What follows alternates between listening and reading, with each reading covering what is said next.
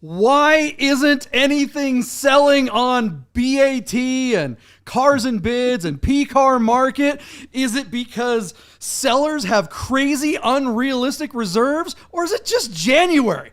Let's find out. The bidding starts now.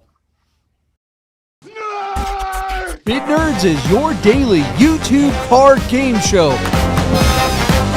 where we predict the online auction results of the most interesting cars on Bring a Trailer, Cars and Bids, Hagerty Marketplace, and more. It's just like the Price is Right game show. Play along and see if you can beat the nerds.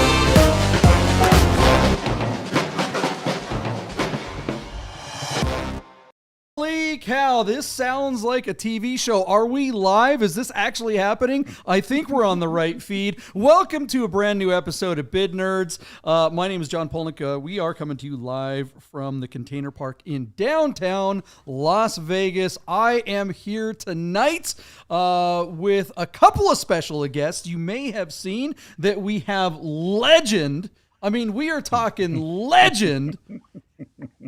You guys all getting excited about this? I know I am. I'm just doing Switcher Gary's job, trying to find Paul from Auto Kennel. There he is. Hey! Welcome to the show, happening? Paul.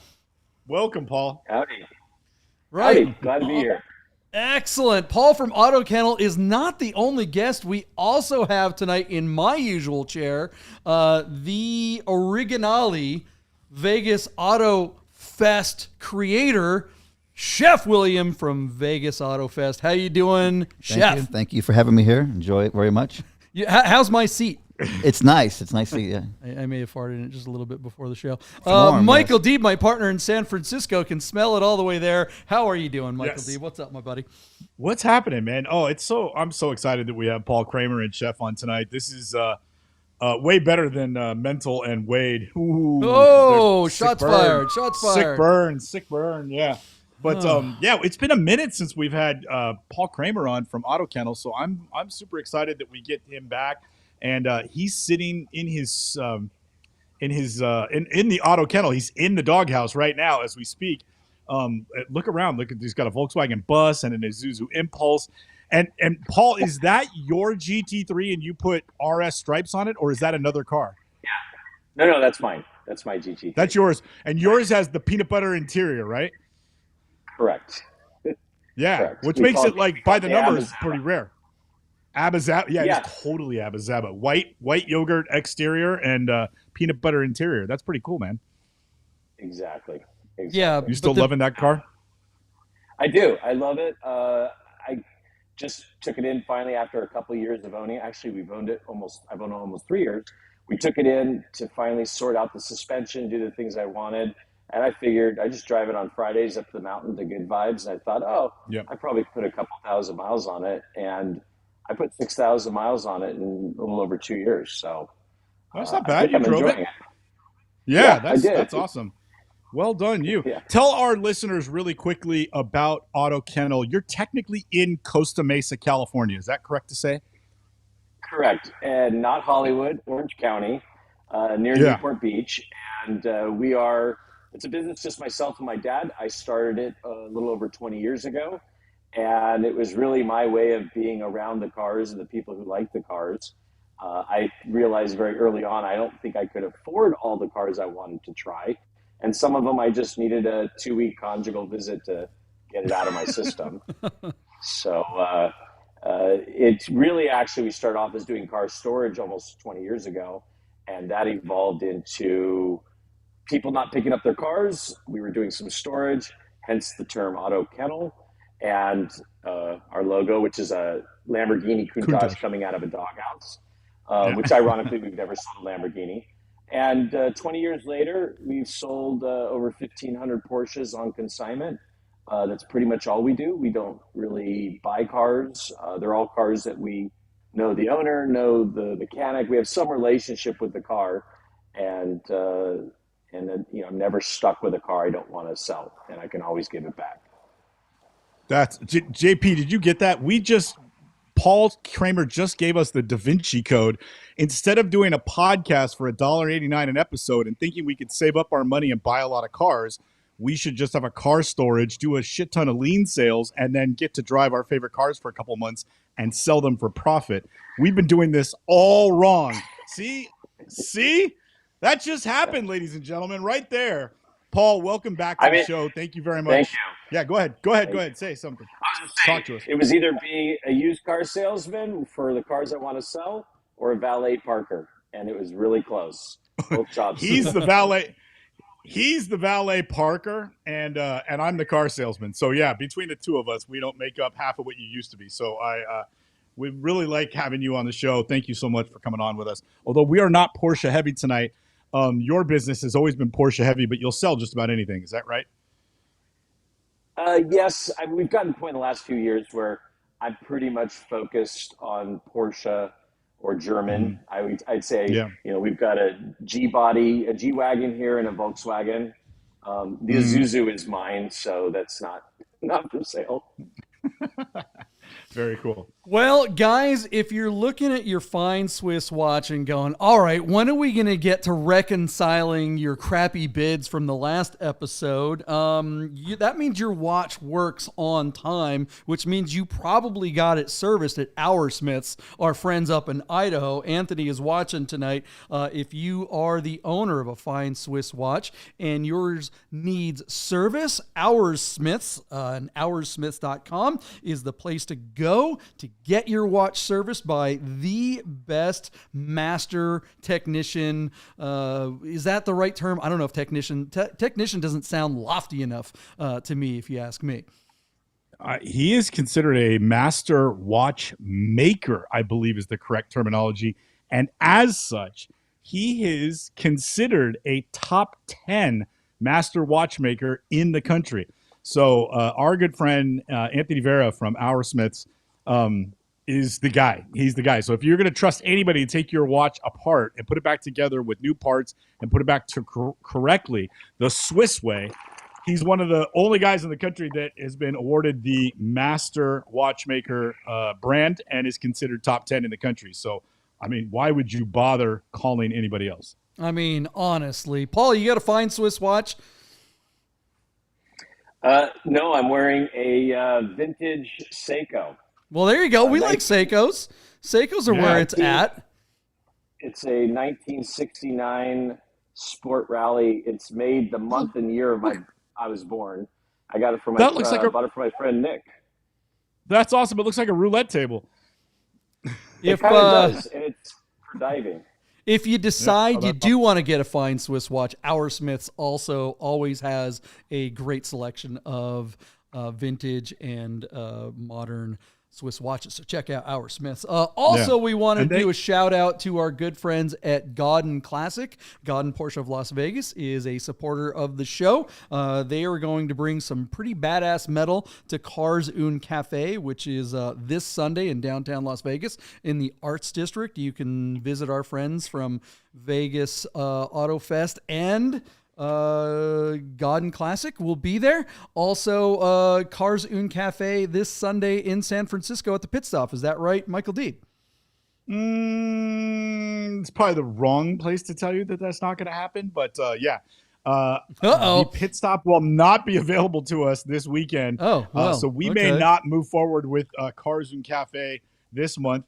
We have a new location that is in the works. So we're hoping to launch perhaps by Easter Sunday, which will be March 31st, the last Sunday of March, 2 months from now, at a new location across the Golden Gate Bridge in Marin County, with plenty of parking on the water, views of the bay, and possibly an Airstream coffee truck, which will be our host destination.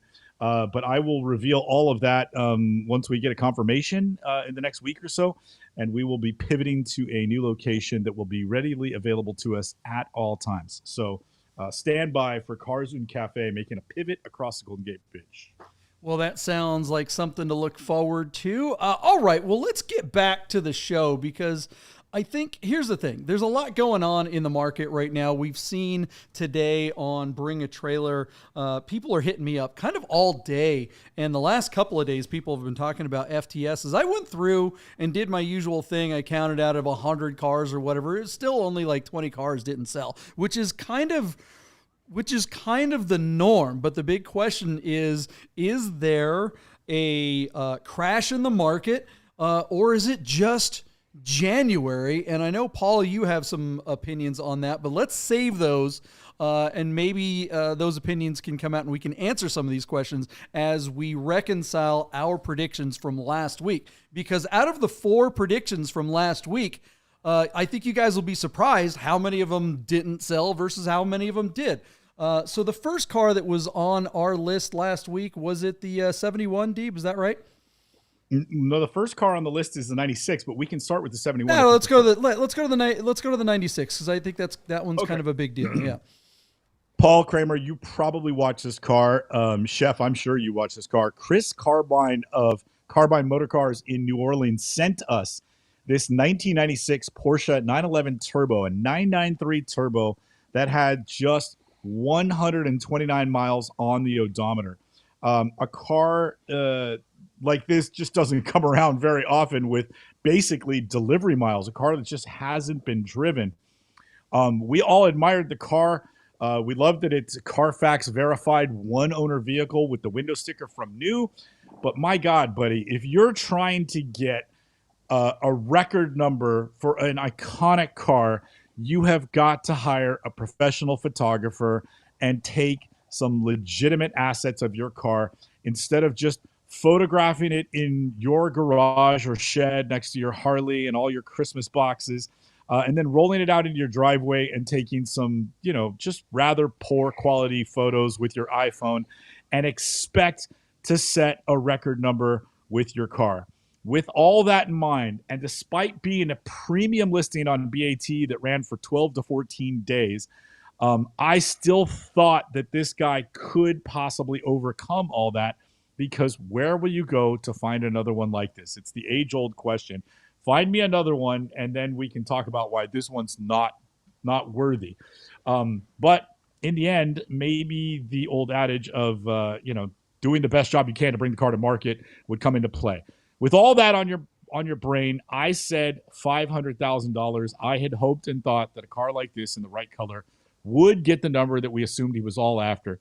JP gave us $450,993 with a caveat, and he led with this, that he wanted everybody to know that he believed this car would fail to sell. Mental took the underneath JP at $425,993.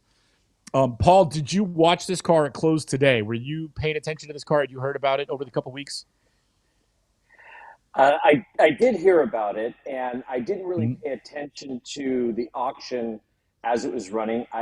To me, that's of no interest. I just look at it afterwards. But when I watched your show, when you talked about the car, and I looked at the pictures, my first thought with the car was it should sell around 400. It would not get the 400, and the owner wouldn't do it. Because here's the problem with this car is, well, put it this way, all it's got going for it is the odometer. It's super low miles. Between the presentation, like JP said, the problem is you're going, oh, this guy just parked it. So how, like your last show, you talked about all the services it would probably need. Definitely. But at the end of the day, if you take the odometer out, you've got arguably the least desirable 993 Turbo. You've got silver on gray, which could not have been worse. You've got the scrotum package like JP talked about. No great options. Ball sack leather for the win! Yeah. I mean, hey, Buddha. And I remember distinctly, my dad bought a 993 Turbo used.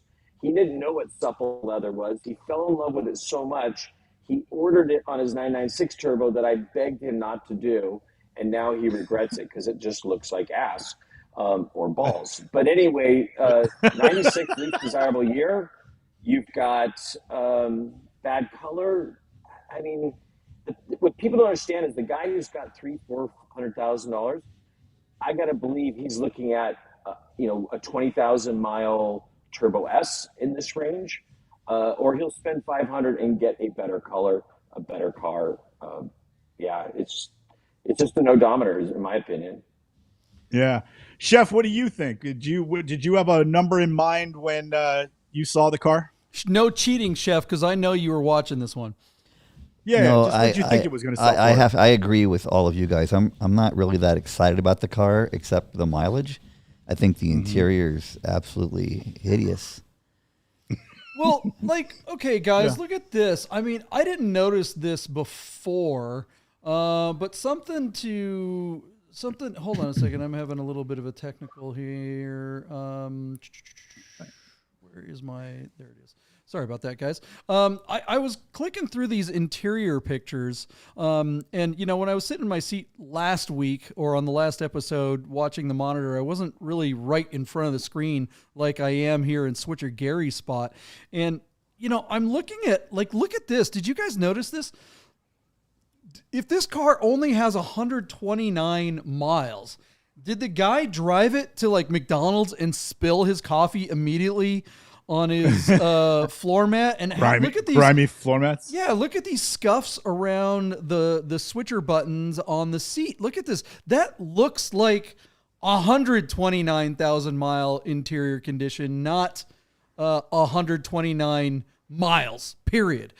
Something is sus about this, and I didn't watch it specifically on the auction today. I didn't really get into the comments, but I gotta wonder, were people going, is this BS? Did the guy how hard would it be to swap out an odometer or something like that if the car was just sitting? I don't know. What do you guys think of the legitimacy of this thing? He did get some flack in the comments for the presentation, and I think anybody that knows cars would see that. Paul, what do you think? Well, I didn't look deep into the comments, but I was surprised. Normally, the 993 Nazis like to just ask for photos of the back of the odometer. They want to see that it's never been opened. As we all know, these odometers are super easy to just unplug. You just simply unplug them. I mean, unless he liked his whole joy and intrinsic value was sitting in his garage and drinking his coffee and spilling it, not going anywhere, and playing with the seat switches. Yeah, I would say that is. I don't think it's. I wouldn't be surprised if it did break or it wasn't working. I don't think it was anything malicious. It doesn't look like a 129 mile car. It looks like a 5,000 mile car. Yeah, at least, Wow. right? Okay. Yeah. Well, I mean, and that's significant when you're trying to get all the money. What happened with the results of this auction, Deeb? Fill us in. All right, JP. So you and I watched this close, together on this afternoon, and I right when the 2-minute clock said, I said, "Are you watching?" You said, "Yeah," and you go, "Failed to sell." That was you sent me a single text. It said FTS. And it was, and what was it at that point? It was like at 350 It was or at something like that. Yeah. 360. I think it was at 360 as it dove into the last 2 minutes.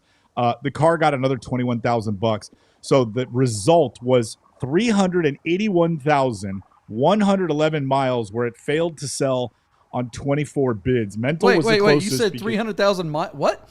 You just said miles. $381,111. Sorry. Dollars. Okay.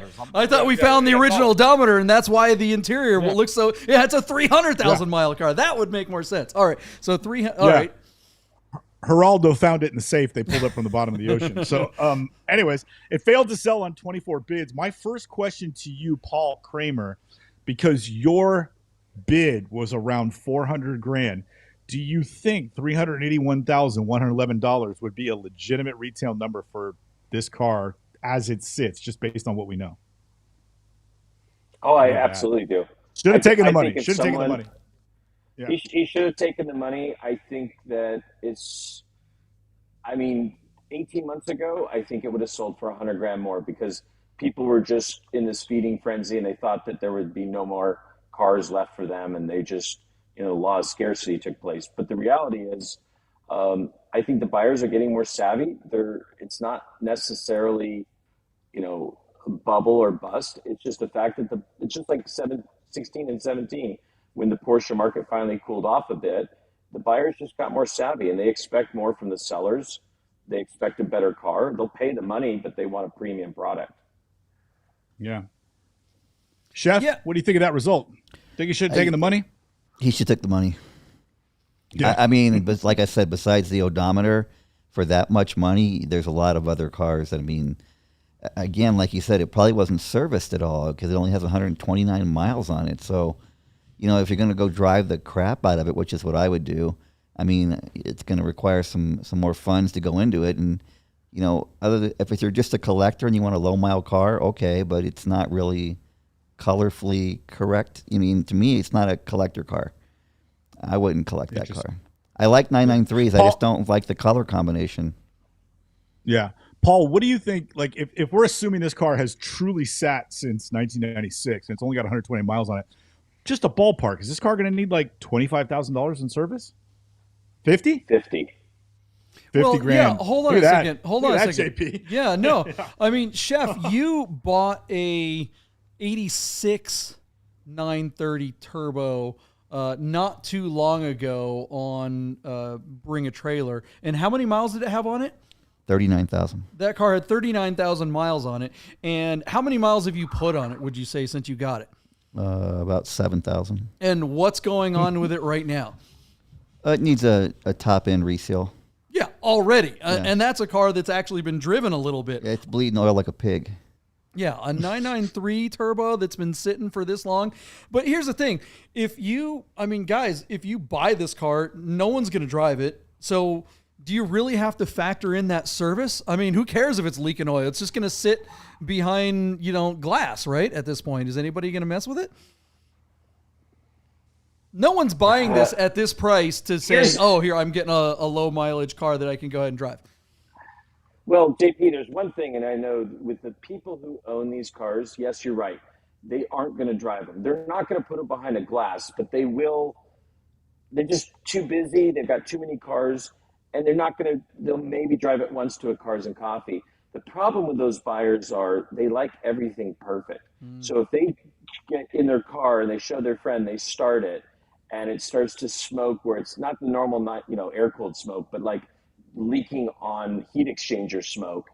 And they're like, how did you buy this? Because you got to remember, most people don't pouring smoke out of the vents. Oh, yeah. Yeah. And you're driving to Cars and Coffee and they're like, wow, you got ripped off. Because the interesting thing about the odometers, most people don't notice the odometer when unless you're buying or selling. Like, how many times do you at a Cars and Coffee and people are really interested in the odometer? Yeah. Now you could say something, hey, it's 130 miles. I hope that guy who does end up with a car cleans the shit out of it so that he can go like, yeah, it is 130 miles. But I think that new buyer will want it sorted and fixed, and then he'll park it and it'll eventually start leaking again. Okay, so if it was your car and you turned down the 381,000, where do you go from here with that car? I mean, what's his next play? I would say that the problem when you do a public auction like Bring a Trailer or any of these online formats is your best chance at getting the most money is to some degree shot.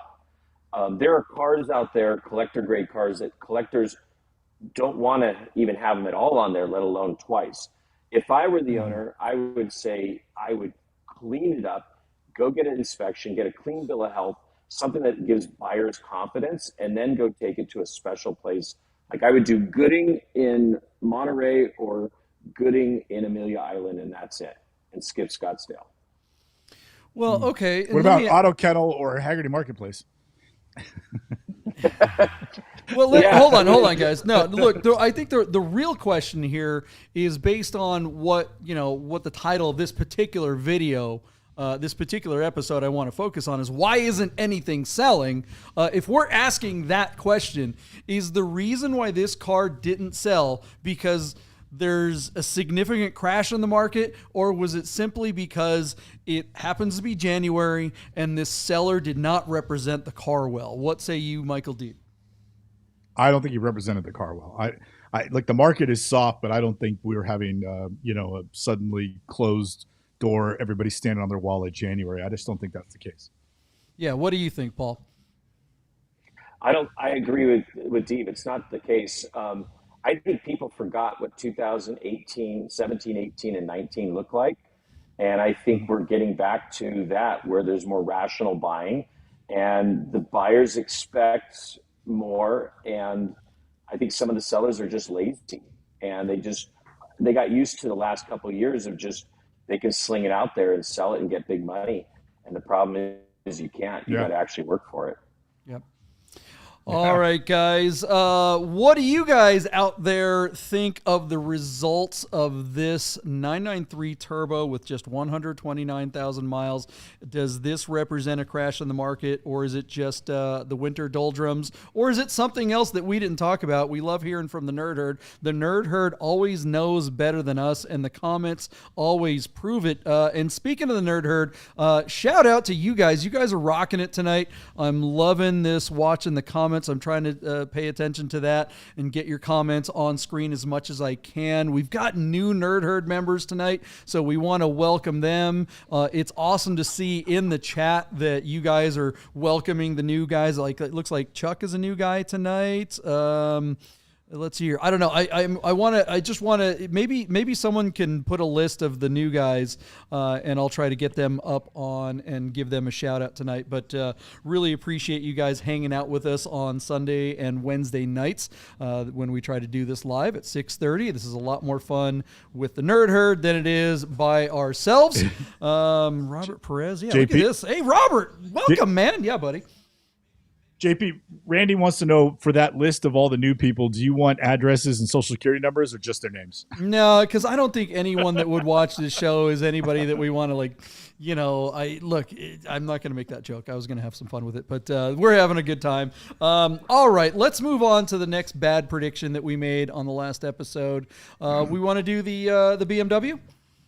Speak for yourself. Yeah, the 1980 BMW 528i. Paul, when we covered this car last week, I was saying that when I turned 14, 15, and 16 and I was like wanting to learn how to drive a stick, my dad had a 79 528i with a 4-speed manual that I absolutely loved. So I do have a soft spot in my heart for the E12 platform. Our car was out of Ventura, California with 97,000 original miles in Alpine white and a beige interior. By all accounts, it looked to be a really nice, honest car. But it looks like it's probably spent quite a bit of time in a garage, which is, not common for cars like this. These cars got to be so inexpensive. I think a lot of cheaper buyers bought them and left them on the street in cities around the country. And so most of these cars are pretty chewed up. This one has quite a few receipts as it came to auction on BaT, where it ran at no reserve. I started the bidding at $14,000. JP took the under at $12,528. Mental followed JP's lead and went just a grand over at $13,528. Paul Kramer has Auto Kennel, or have you or your dad ever owned one of these E12 528s? Is this a car you're familiar with? No, I'm familiar with the car a little bit. I've owned an E9, which is basically, I guess, the two-door version, right? These are the four-door. Right. I've sold a couple E12s, and the what I find about them is, and this is very typical of BMW, and the best kept secret. Well, maybe it's not a secret anymore, but their four-door variants always seem to drive better than their two-door variants. Yeah, that's actually true. I'm with you on that one. Did you like the cars that you had? Did you have a couple of good versions that you flipped? The E9s, I really don't care for. They're beautiful cars, but they're so pretty that they are such a letdown when you actually drive one. I think they're just underperforming. And, in the E12s, maybe the bar is set lower, but when I drive an E12, I'm always pleasantly surprised. And the best thing is I've driven a few of them that have like S50 or S52 swaps with the 5-speed manual. A lot of power.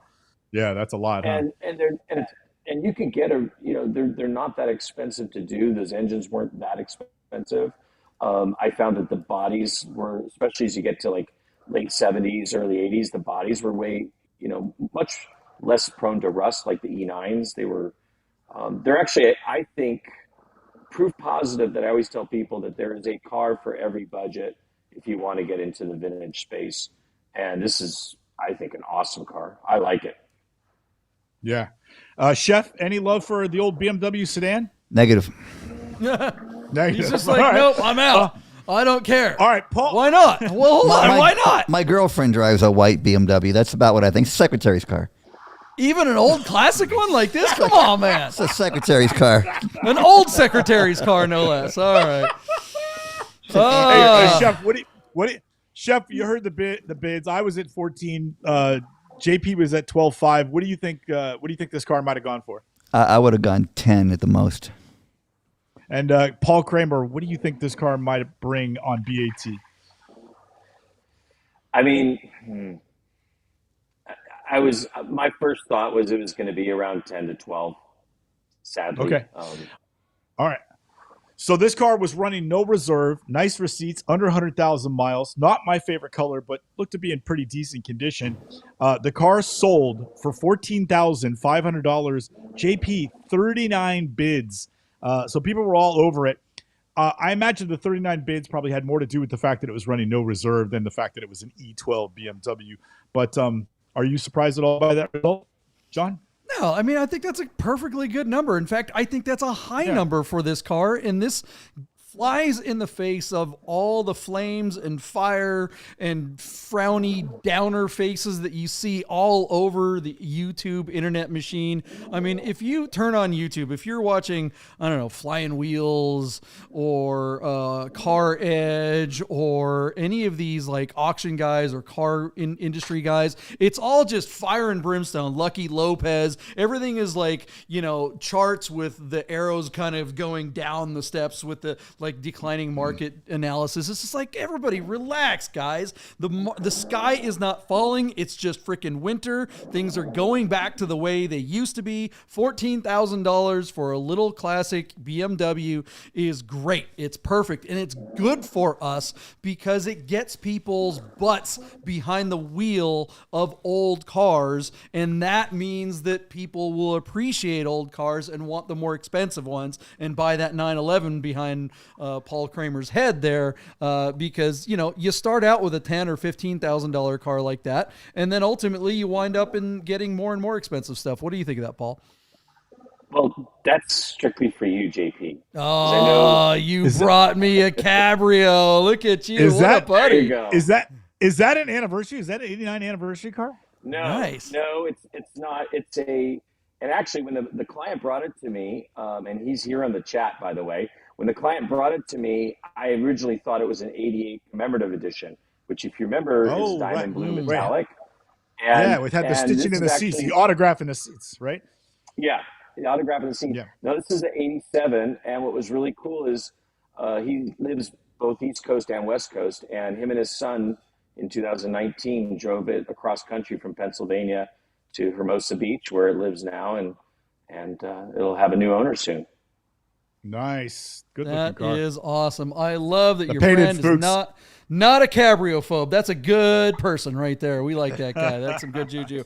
What do you guys think of the results of this little BMW? Was that well bought?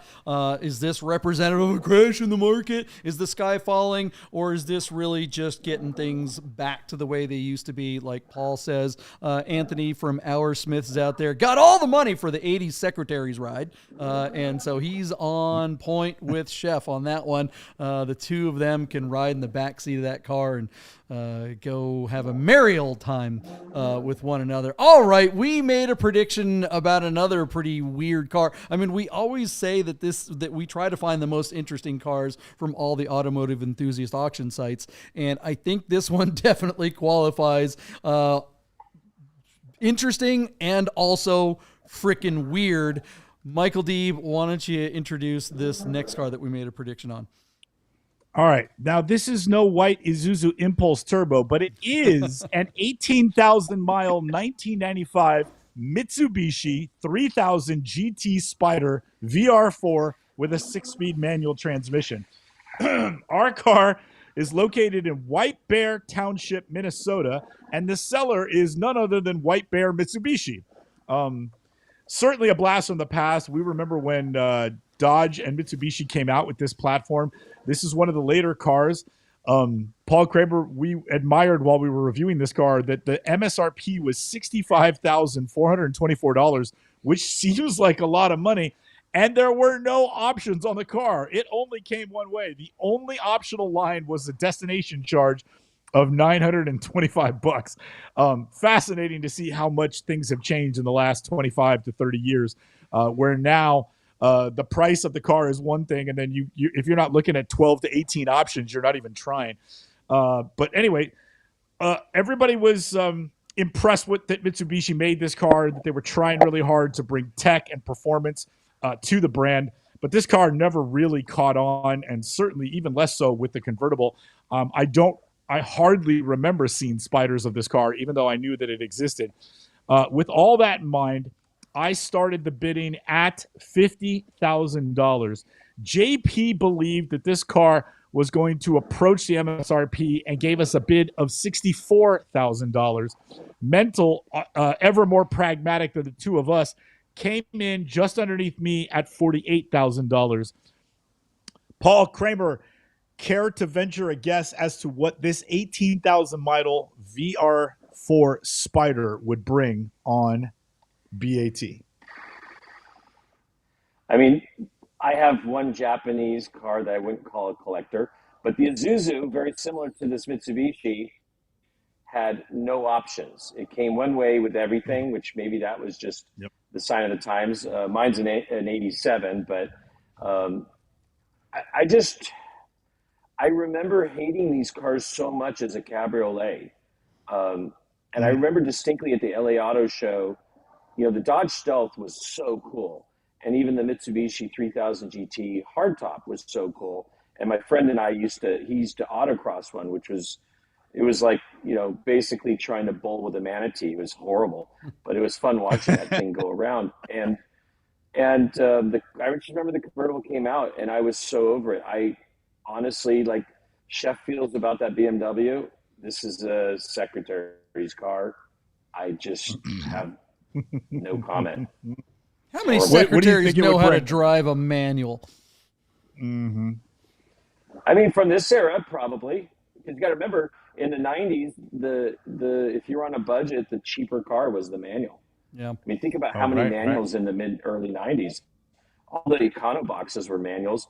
I mean, my wife, she started, one of her first cars was a 1980 Mazda 323, and she learned to drive on a manual because that was like her only option of transportation. That's why your wife is rad, and most of these young little chickies, well, not so much. Chef, what do you think of the VR4 Spider? Did they spell it correctly? SPYDER? I mean, was this thing Italian? That's it. Italian, yeah. I owned one Mitsubishi, and I didn't have a lot of luck with it, so I may be a little tainted, but I would say this is for like Kato Kalin or some weird guy that lives in your backyard. Like now or back then? Is this like the car that Juice would have bought for his pool boy? Or is this the car that your pool boy drives now to your house to clean your pool? Yeah, this is a Kato Kalin car from back in the day. You could definitely put some chemicals in the back of that thing. All right, Deeb, what happened with this car? It's the hairdresser car episode, apparently. Yeah, our car sold for $49,250 on 21 bids. JP, I missed a Yahtzee here by $750. Mental and I were all over it. You were thinking it would go higher. Care to rethink that now or what? No, I mean, look, again, odd. How is it possible that I'm the optimistic one here? But I just, feel like there are when there's something really, really weird, the weirdos find it. And I haven't seen one of these for sale. I haven't seen one of these on the road. I haven't seen an actual convertible 3000 GT since the 90s. I mean, I don't know if, you don't see very many 3000 GTs at all. And most of them that you do see are just roached out pits. But I guess the error in my thinking was that, this is something that's a dealer principal at a Mitsubishi dealership would want for their showroom. Well, that's who was selling it, and they didn't even want it. So who the hell else other than those guys would want it? I'll give you a hot take, JP. This car didn't break 50 grand. If this car had been on Cars and Bids, this car would have broke 50 grand. I think this car is just weird enough that Doug DeMuro's audience might have I believe, paid a little bit more money. Not 65,000, but this car might have sold for 50 to 55 grand if it were on Cars and Bids. I think Doug DeMuro's site would have treasured this weirdo thing. Yeah, it's pretty likely that Doug DeMuro would have done a feature video on this thing. I doubt he's done one on this car. I mean, has anybody? I mean, if you search this car on YouTube, are you going to find anything? Yeah. Yeah, Chris Harris hasn't done a track session in one of these. All right, Nerd Herd, what do you guys think of the results of this VR4 Mitsubishi 3000 Spider? Is this a car destined to shoot up in value? Is this a car? I'm surprised Hagerty didn't put this car on their bull market list like they did the Dodge Prowler. I don't know what you work at Hagerty, Michael Deeb. What is going on in the halls of that place? What? How dare you put me on the spot like that? I barely work for Hagerty. Like when you're walking around, you're like at the water cooler sipping on coffee, and the guy that comes out is like the editor of the bull market list. Like, yeah. JP, it just goes to show you that even in a building full of experts, I think Hagerty employs like 1,800 people or something crazy. That a list or an opinion page of what the hot car is going to be this year is still completely subjective, and that if you ask 12 people at Hagerty, they would give you 12 different lists of what those cars are going to be for the next year. Plymouth Prowler, not before internal combustion engines go away. That car is never going to have a moment. Bull market on Plymouth Prowlers. What do you think of that, Paul? I sold one.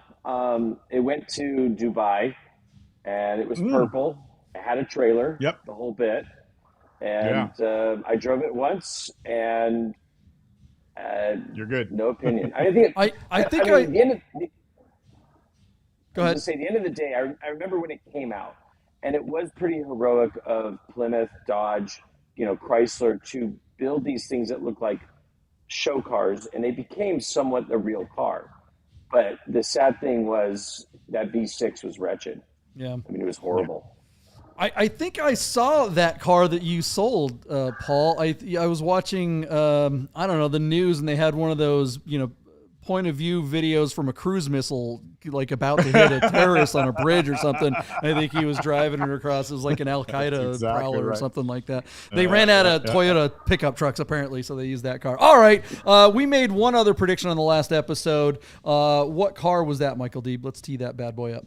So our buddy Yuri Sinakis is actually on holiday back in the motherland, in the Philippines, and from his presumably he's got a hammock and a drink and a coconut, and he's like on the beach, and he's looking at cars for us on his cell phone. He sent us a 1971 Porsche 911 Coupe with a 3-liter motor that is on PCAR market. This car was acquired from the previous owner, who had been a factory Mercedes-Benz technician as well as a test driver at the Spa racetrack in Belgium.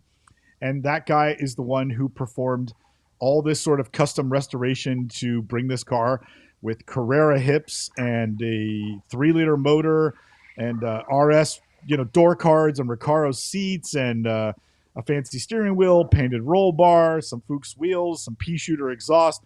The list goes on and on and on. No air conditioning. JP, I never really saw. I think it is a slick top, which is pretty cool. The colorway, I think, is okay, but might not be for everybody.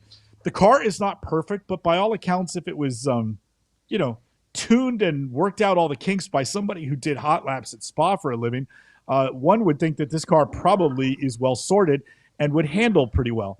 So with that in mind, JP, the thing that gets really confusing is where we go with the idea of sort of a restomod that isn't done by sort of a brand name, builder.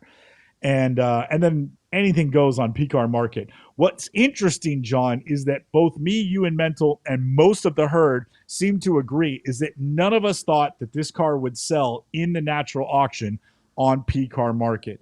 With that in mind, I started the bidding at $86,000.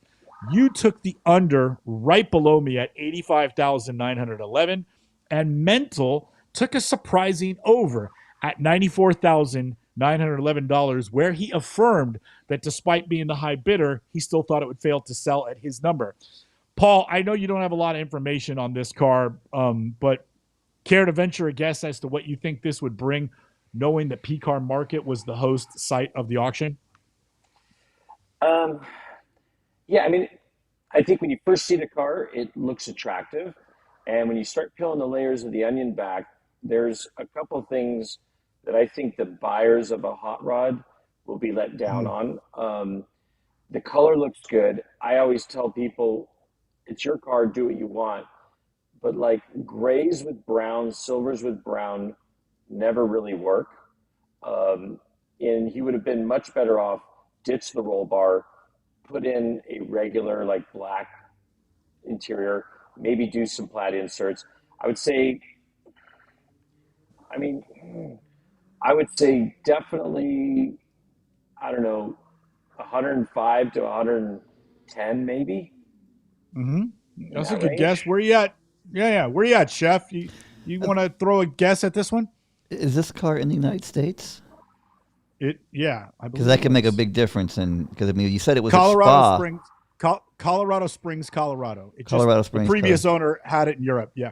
I would say this car identifies as a $110,000 car as well. I'd say 110. Yeah, both very good guesses. John, believe it or not, you and I have to eat a little bit of crow because our car sold for $115,000 on 39 bids before the close of auction. In other words, this was not a post-hammer deal. This car closed at the clock. So well done to PCAR Market for getting, a retail number that the seller agreed to within the clock, within the auction range. At 115, Paul and Chef, our resident experts, are really in the ballpark. They get credit for their bids because they were pretty close. But are you surprised by that number? Because John, that's essentially 30 grand over your bid. Yeah, I'm surprised PCAR Market made it happen. They are so hit and miss. I don't really think the car is worth that, if I'm honest. But okay, it brought it. And Paul, we want to get your take on that number, but I also have a question for you. What do you think of restomods versus backdates with motors? It's like, are you better off to take an 86 and make it look like an older one so the car already has a 3.2 and better transmission, or is it better to take an old 71 long hood and stuff a big engine in there and start hacking it up? What's your opinion of that? Actually, neither for both of those, and which is ironic because I own an 86 backdate. It's a the green rally car. It's a 3.2 Carrera that looks like an old car. And when I bought it, I didn't want a backdate. It just happened to be the right car for what I needed to do. But I think first of all, impact bumper cars look great. I think you can do some really cool aesthetics to keep them without having to backdate them, to give them sporty. The motors, the 3-liter and 3.2 to me, I love the motor if you want to put a ton of miles because they're very robust. But I think the charm of a 71 especially is the 2.2 motor. It's such a cool motor. It's a high revving, high compression motor from the factory. And I kind of get frustrated when people put these big dumb motors in these little cars. And I think they end up losing the essence of what that experience was about. If you have a 71 and you have a 2.2, you build it to a 2.5 and you get some weight out of it and you have a ripper and it's just a bitchin' fun car. If you really, really want more power, I always tell people a long hood, a 2.7 MFI motor is all you need max. And that is a motor. I'm convinced if people drove a proper 2.7 MFI RS motor, they would stop putting these big dumb motors in these little cars. Yeah, I love the 2.7. I think it's actually my favorite motor when they're unsprung. When you pull the mid-year cars when they don't have the thermal reactors on them, it opens them up and they're just tons of fun because you feel like you're just going crazy, even though maybe not. Chef, what do you think of the results of this one? I think they got a good price. I think it's a good looking car. Yeah. I mean, I think it'd be a fun car to drive. I do agree with him that the color is a little. I don't like the gray and the brown together. I like black interior. I like the plaid inserts with a little color there, but I generally like black interior in a sports car.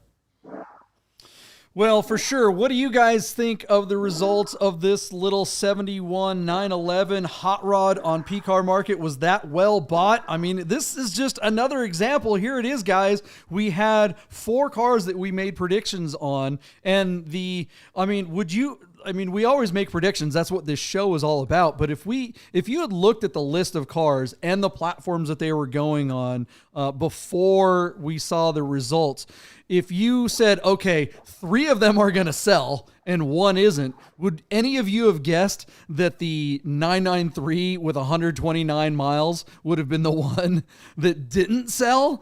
I don't know. To me, this just seems like this just flies in the face of the folks who were saying the end is nigh.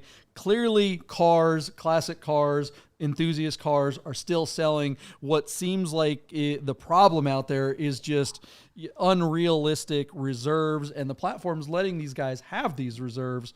What say you, Michael Deeb? Oh, sorry. I was teeing up the next car. Okay, how about Paul from Auto Kennel, who's actually paying attention? Yeah. No, I think sorry, you're John. right, JP. No, I think you're right, JP, because I think that the buyers, like I said, have gotten savvy. The sellers have gotten lazy. I think the platforms are realizing that the faucet isn't just flowing, and they can pick and choose the cars they want, and they can dictate the reserves. So instead of not taking cars for them, and they're just taking, I have clients call me and they say, hey, they're going to give me a reserve of this. I said, that's great. But now you have a non-depreciating asset, a vintage car that's fundamentally not depreciating like a new car. But the minute you put that for sale on a public platform, not only is it depreciating, but now if it doesn't sell, you're in trouble. And that's if everything goes great. You have a good auction. There's no bad comments. It doesn't get derailed. God forbid that happens. You could have a scarlet letter. I'm probably turning away more sellers than ever before because we just don't see eye to eye on the value. They're still stuck 18 months ago, and then they've got someone else like an auction platform saying, we're going to do it. And I said, you can do it. You better hit a home run, but I'm not interested in selling it when it fails. And I'm wondering when Bring a Trailer and all these other ones will finally go back to not, letting people just pick these wild reserves. Yeah, once a car doesn't hit a number, that whatever number it fails to sell at is the number that's just like it's burned. Michael Deeb says that all the time. You're stuck with it for a while, or you got to sell it privately to someone who doesn't know anything about BAT, which there still are people out there. It shocks me how often I talk, especially car dealers. How many times have we talked to a car dealer that doesn't know about these auctions? It just blows my mind. Have you talked to other dealers that aren't aware of these auction sites? Me, no, because I'm dealing mostly with, people in our space. But I could see that from your traditional, like a GM dealer that gets for some strange reason, a 991 in. Yeah. And they just don't know what to do. When I was looking for one, I called these dealers. Oh yeah, right. Oh, it was frustrating because they would put they'd put automatics as manuals on the searches, and I would just, I just got in this vendetta where I was just messaging. I'm like, guys, and they would make these BS excuses that it's an automatic feed, and I'm like, no, I'm a dealer. It's not. You choose manual, automatic. Yeah. Now I see your ad and I hate you. Yep. Does it have 3 pedals or not? 3 pedals. If it doesn't have 3 pedals, it's not a goddamn manual. You're doing God's work, Paul. Dude, I literally have talked about this. We have our other show, the Do or Die podcast that we do occasionally. And I've been talking about doing special episodes on this show where we literally call up dealerships that have incorrectly listed cars and just have the conversation with them and just like walk them through. Like I once literally called a deal. I'm texting the sales guy about a car. I'm like, is it a manual? And the guy Like, he goes, let me check. And he sends me a picture like 10 minutes later of the owner's manual. I'm just like, what? How do you feed yourself, you freaking like, I love that, John. How do you feed yourself? That is my new favorite. There you go. Give me a nickel every time you say it, and I'll be rich. All right, guys. We're gonna take a quick break and be right back with 4 new predictions. Will these cars be indicative of the end of the world, or is this just a new normal? Let's find out. Stick around. We'll be right back, guys. Hey guys, I gotta tell you about our friends Gaudin Porsche of Las Vegas and Gaudin Classic. If you're looking for a new Porsche or a classic, you gotta call our friend Steve at Gaudin, this guy. Save yourself the hassle of screwing around with all the auctions like we always talk about, and just talk to Steve. He'll find you the classic Porsche you're looking for. Gaudin Porsche of Las Vegas. If you don't subscribe to Bid Nerds on YouTube right now, I'm gonna shoot this 997. If you said, wait, that's a 996, you're a nerd. So subscribe to the new YouTube channel, Bid Nerds. Hey guys, you're probably looking at your watch and wondering if Bid Nerds will ever end. So you better talk to our friends at Our Smiths to make sure your Rolex, Tag Heuer, AP, or any fine timepiece is in tip-top shape. Our Smiths, fine Swiss repair.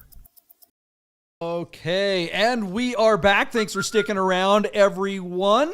Look, I think we struck a nerve before the we went to the break. Everyone is talking about, just making fun of dealers that don't know what a manual is. Everyone is all over this. There's a special place in hell for dealers who misrepresent autos as manuals, says Andy Stahl, a good friend of the show. Dan McMinnis says, amen, of course. And Sergeant Tom is backing us all up. Another thing, this is kind of interesting before we get to predictions. Zach Miller from Cars and Bids is in the nerd herd tonight. Thanks for hanging out, Zach, as you do regularly. He says the amount of dealers stockpiling dozens of performance cars with zero knowledge of online auctions is absolutely insane. And we've noticed that, Zach, that you guys were advertising or are actively advertising for dealers to list cars on Cars and Bids specifically. And Michael Deeb even reached out to me this week noticing that as well. So that message is definitely getting out there. I'm how's it going, Zach? How's that working? Are you as JP says, are you getting a lot of activations? Is that the right terminology, John? Or conversions? Conversions probably. Yeah. How's it going, Zach? Let us know in the comments, man. Yeah, if that campaign is making it happen, what do the dealers say when they how do you respond to a dealer that doesn't know what Cars and Bids or Bring a Trailers? Like you talk to a dealer and you're like, hey, do you guys want to list on BAT? And they're like, what is that? I literally, 20 years ago, we had we were making DVDs back in the day. Remember Girls Gone Wild? Remember that, of course? You guys are all old enough to remember Girls Gone Wild, the girls that would flash at was it like New Orleans? I know Chris Carbine knows Girls Gone Wild. But we had pitched an idea. That's when he got his first pacemaker, right? That's right. We got the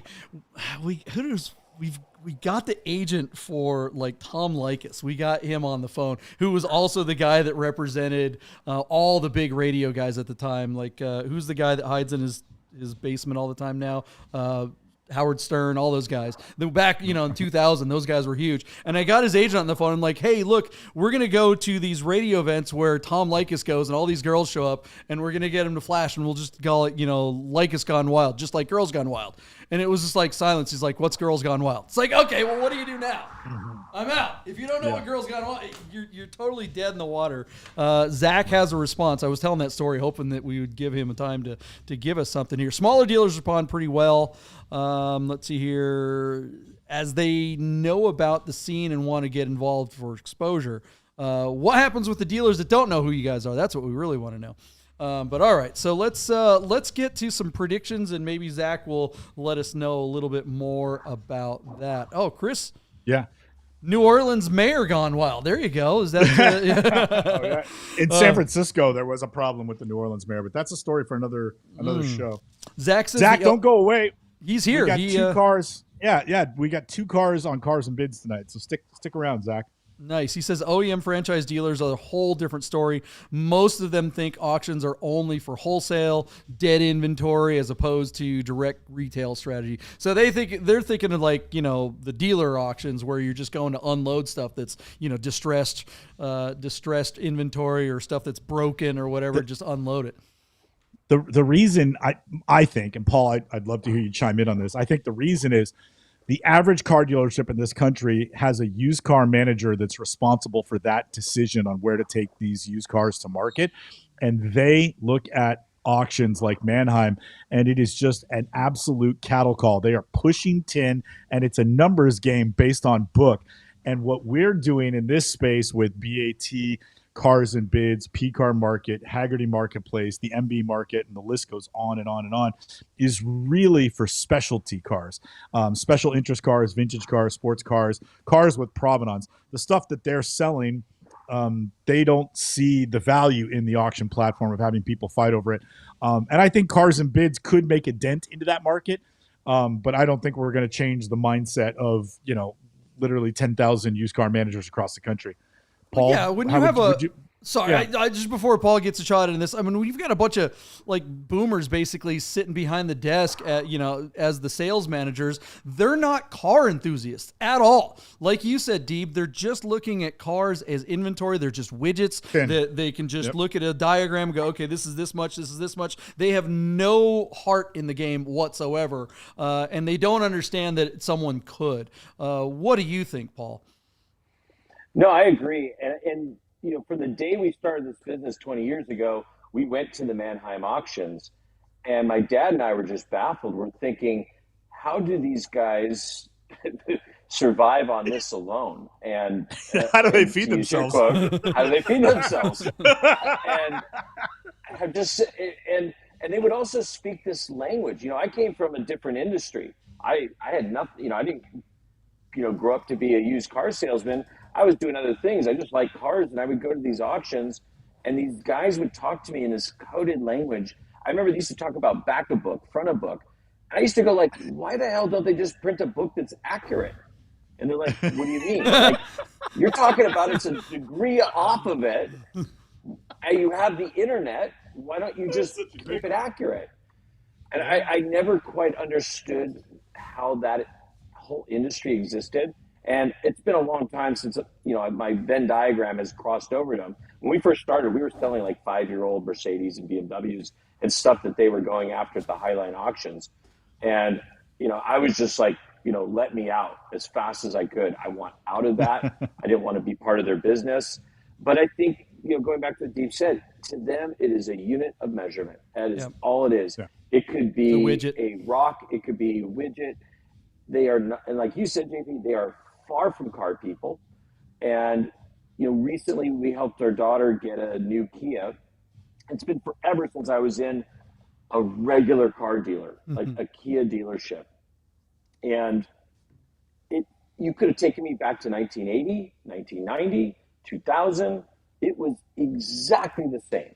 Yeah. And I think what you said, Dee, was the internet manager or the used car sales manager, they have no creativity. They don't have any marketing background. They just want to do the same stuff, punch the clock, walk out, sell X amount of units, get their bonus. And you look in there and it's just like, there's no passion, zero passion for this. None. Yeah. So true. So true. Well, Zach hopped in there again. He says, some of them get it, though. I've got a Jaguar dealer who was all over it and starting to carve out their own retail auction division for performance cars. That's great. So they're totally getting it. Yeah. He's also saying, hold on. He's also He's also saying it's shocking how long dealers will let desirable cars sit on their lot only to wholesale them, completely missing the opportunity to liquidate the unit within the same month for more money, and then not realizing that it allows their staff to focus more of their energy on new cars that are actually in demand. All right, so you want to hop in? Zach's pitch sounds pretty polished. Well done, Zach. I like your word track there. Well done. But listen, all I was going to say, and it's not to steal anything from Zach, I'm glad he converted a Jag dealer into being a client on Cars and Bids. But if you're responsible for running a Jaguar store, you better be thinking outside the bun, because there is no way you're going to get somebody that's going to walk in off the street, look at a Jag and say, you know, I shopped the Audi and I shopped the BMW and I shopped the Mercedes, and that's the car I want. So you better be thinking creatively. And I think Cars and Biz is a great place to take a new Jaguar and bring it to a different audience. Why not? If anybody can do it, it's Doug DeMuro's endorsed site, you know? So there you go. All right, Zach, when are you going to get me on Doug's show on one of his Cars and Bids updates? Come on, let's make this happen. Yeah. Let's get a Cars and Bids live Doug DeMuro Bid Nerds mashup. Let's make it work. All right, we've got auction predictions to make. We've been dingle-dallying around for a while, but boy, we've got some great cars on the list tonight. Michael Deeb, what is the first one that we're going after? This one? Yeah, okay, let's hit it. What do we got? All right, so JP, I picked this 1998 Subaru Impreza WRX, the 22B STI Coupe. This is a Japanese market-only car, although they probably sold a few of these in the UK. It is one of 400 ever made, and I think, because I don't know, I didn't live or grow up in Japan, I think this is really the first car to get the full STI treatment. This is essentially a homologation special in order for Subaru to bring the Impreza WRX to World Rally competition, where I believe the Finnish driver, Tommy Mäkinen, took this car in red and white Marlboro livery and won the World Rally Championship. But the homologation special that was only sold in right-hand drive in both Japan and Asia, and possibly a handful that were sold in the UK, are considered the holy grail of the early rally homologation specials. This is, JP, the reason why I picked this car, this is Subaru's 911 2.7 Carrera RS. This is their holy grail, and I think this is a car that if you're either somebody that can afford to buy one and drive one, would have a blast doing so, or if you were somebody that was just savvy and wanted to park one and speculate on value, I think that the hockey stick curve of appreciation for this car is only going to go up.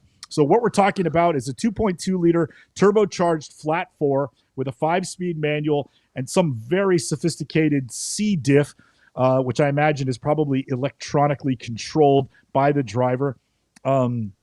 Just an unbelievable car, and adorned in, or as they say, regaling in Subaru's later World Rally blue with the gold wheels, a signature colorway that would sort of flaunt, would stay with them all the way through the 90s and into the early 2000s when Subaru was having a moment in the World Rally Championship. Super cool car that is in the United States on a clean Montana title. The car is located in New Canaan, Connecticut. It's showing 48,100 miles.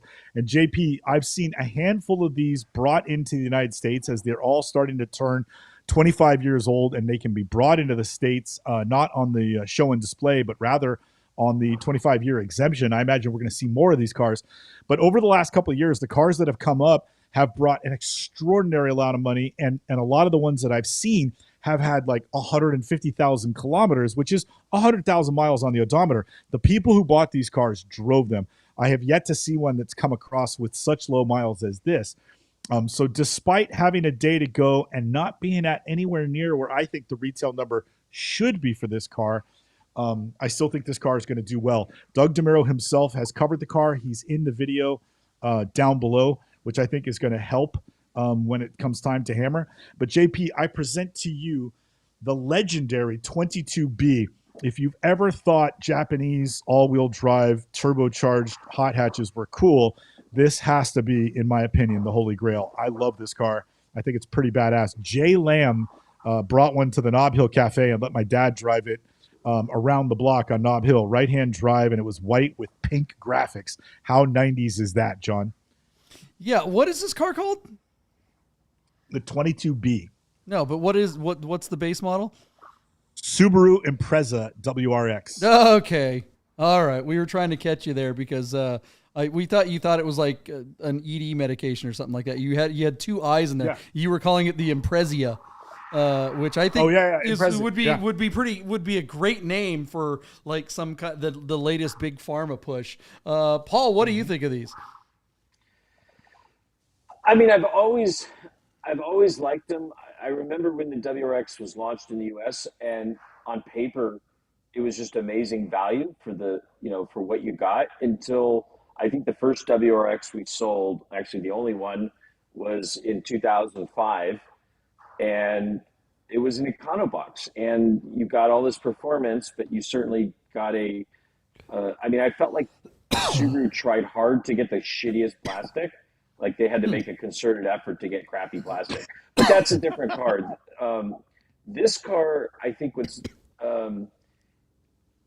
when I look at this car, I kind of wonder why it's on Cars and Bids, just because there aren't a lot of them in the U.S.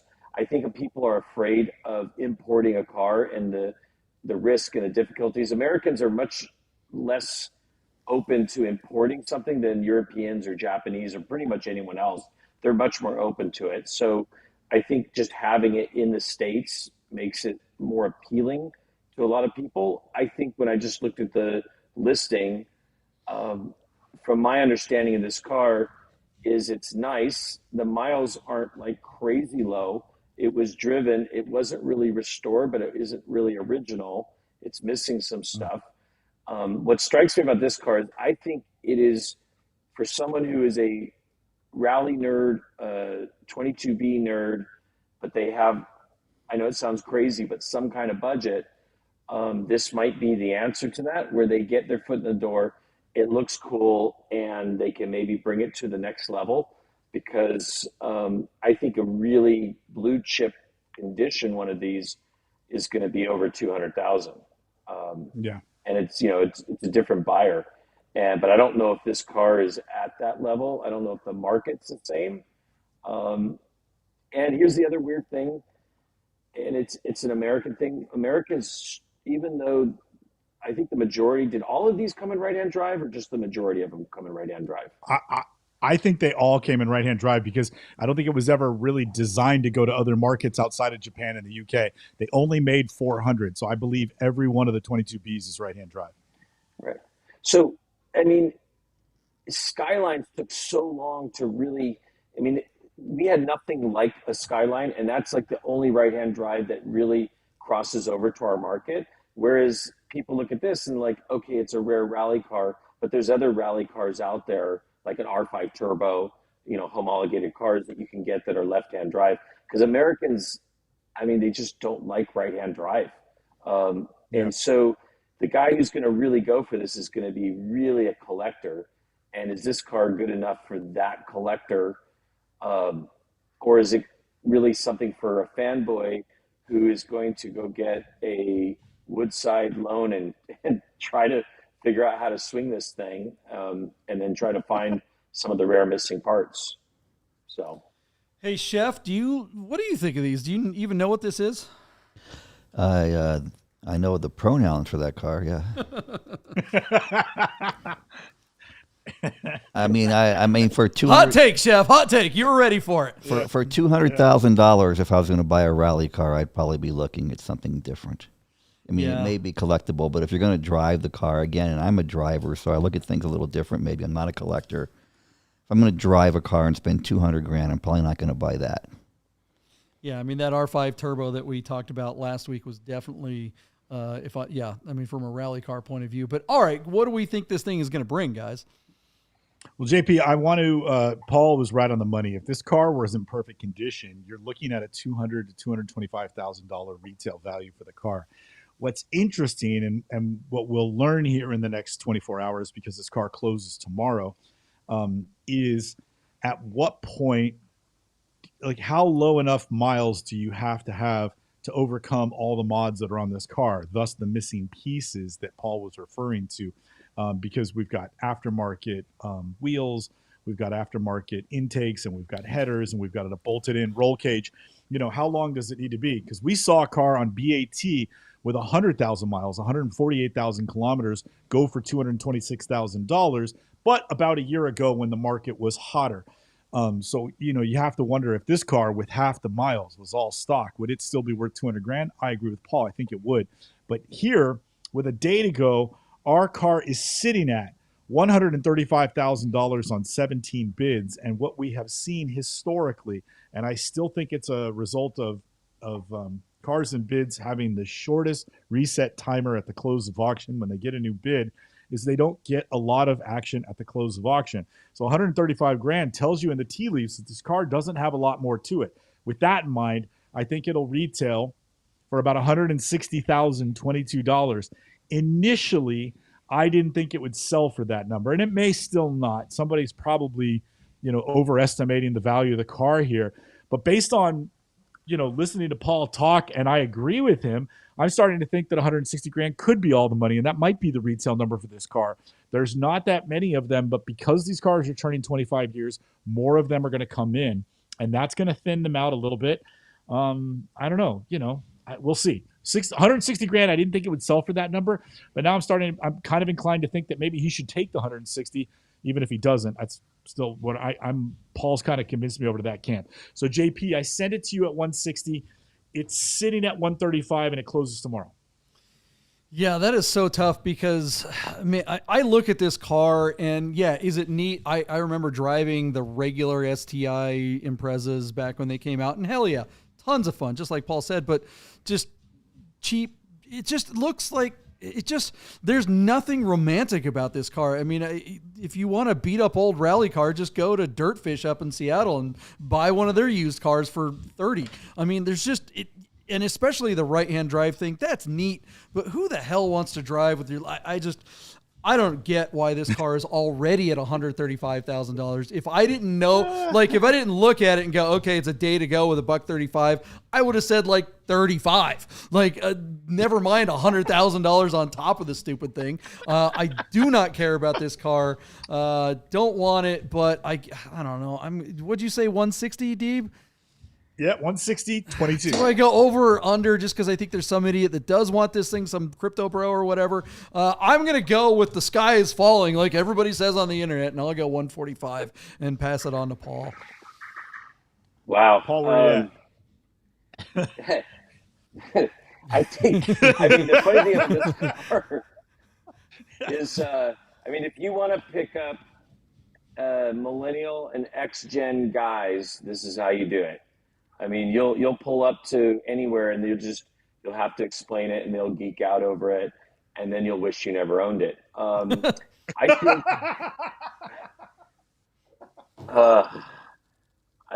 JP 145 was going to be my number too. Ooh, spicy. It was, I'll say 150, but is there a reserve on this one? Yes. Is it? There is a reserve. Yes. There's a reserve. All right. Yeah. I'll say 150, and I don't even think it'll hit reserve. And I agree. I think this is, I know why. I have a feeling I know why it's on this platform, because Bring a Trailer said no to the reserve. But this is a tough one. I wonder, how long ago they bought it and how up. I hope they didn't buy it within the last 3 years, because I think they're going to be disappointed. Well, keep in mind, Paul, before you give your number, someone in the comments, I think it was Jim mentioned it or somebody, noticed that there was a Japanese Carfax or whatever, version of whatever they call Carfax, said that this does have an accident on that record. I don't know how bad, but some people in the comments seem to understand and have looked at it more closely. So I don't know. Take that information as you will. What's your number? He said 150. You did say 150. Okay. All right, we'll pass. Won't meet reserve. We'll pass it on to Chef. What do you think, buddy? I think it's an alphabet car. The show's it's live, so today. It's an alphabet car, and I think this car is in transition to the United States, and I wouldn't go 137 for it. So I think it's maxed out now. But that's just me. So you're going 137? Yeah. Look, it wouldn't be the last time we've seen the last bid for a car on Cars and Bids be the day before it closes. It's like Deeb said, there's some things there that are in question. That's not all original, and there is something on the Carfax, he said. So, You're going to pay $200,000 for a suspect car from Japan? Yeah, Chris thinks it may have been hit by a train. I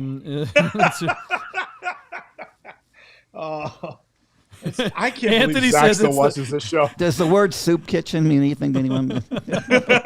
Anthony says it's on the platform because it's owned by the cultivated collector. All right, there you go. That one's for Zach. All right, Chef ate an edible. The cultivated collector. They spelled cultured wrong. Yeah. All right. Well, there it is. That let us know what you guys think the little Subaru STI will bring, and let's move on to the next car. Michael Deeb, let's move it along. We've spent a lot of time on this stuff. Yeah. All right. So we have a 1990 Audi Coupe Quattro, an Audi 90 Coupe Quattro with a 5-speed manual that is on Bring a Trailer out of Torrance, California. The car is showing 1,900 miles, but its true mileage unknown.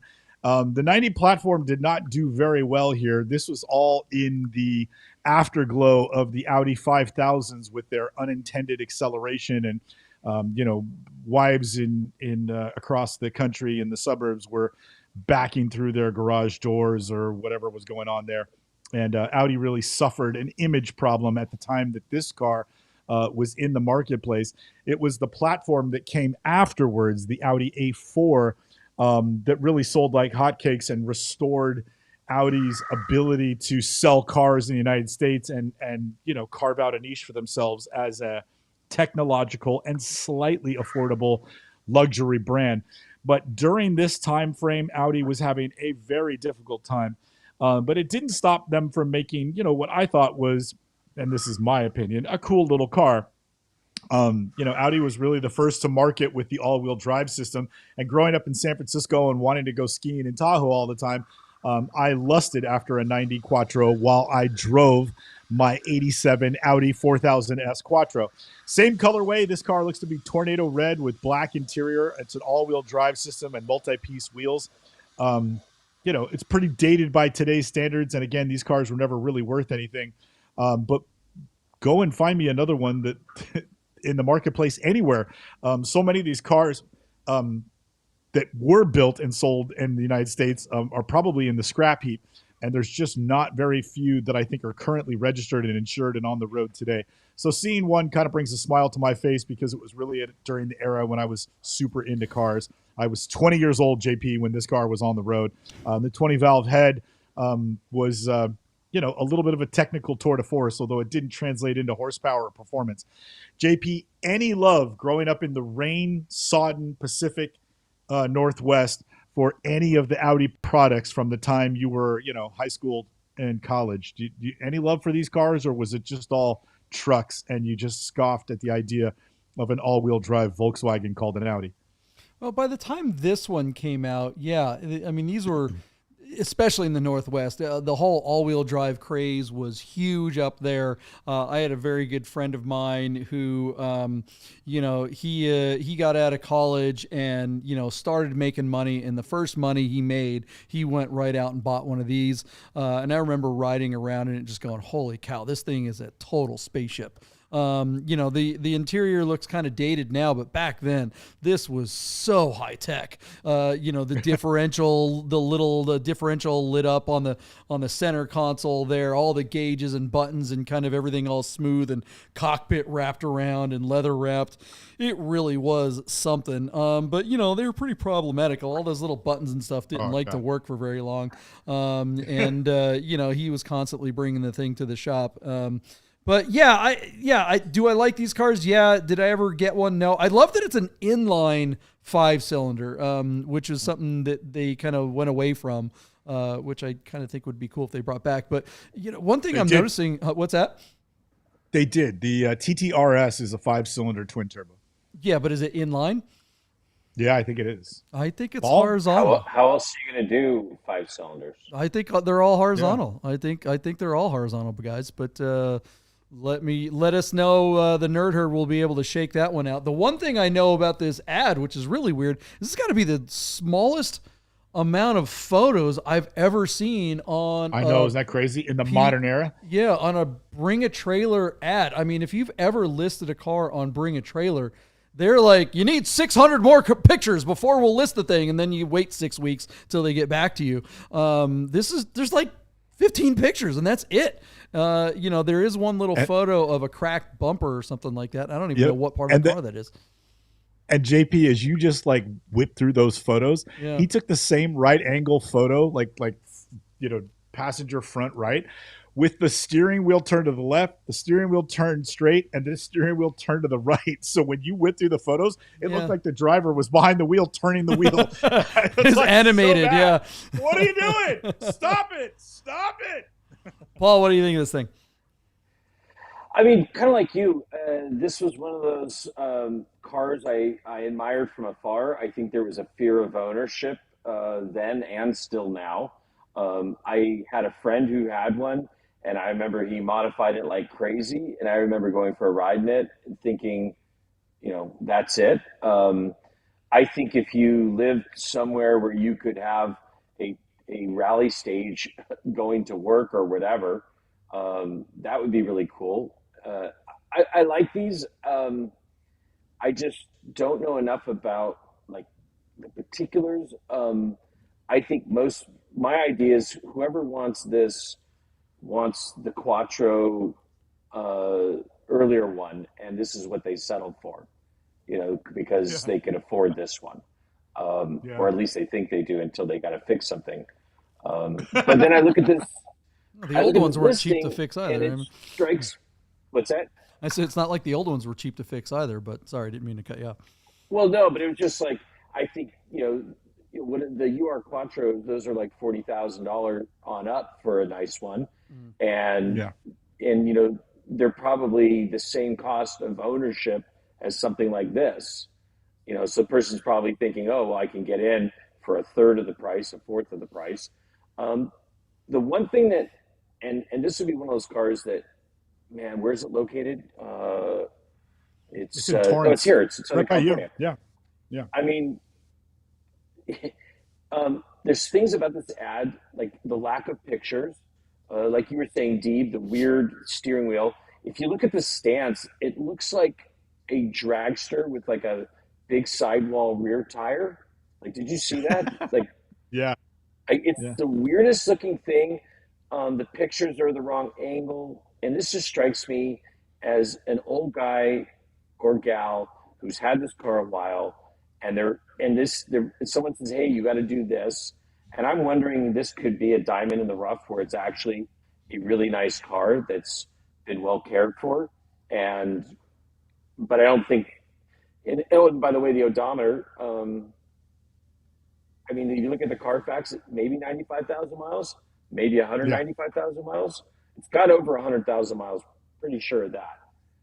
I think the Carfax, it looked like the last entry before they swapped the odometer was at 95,000 miles in 2005.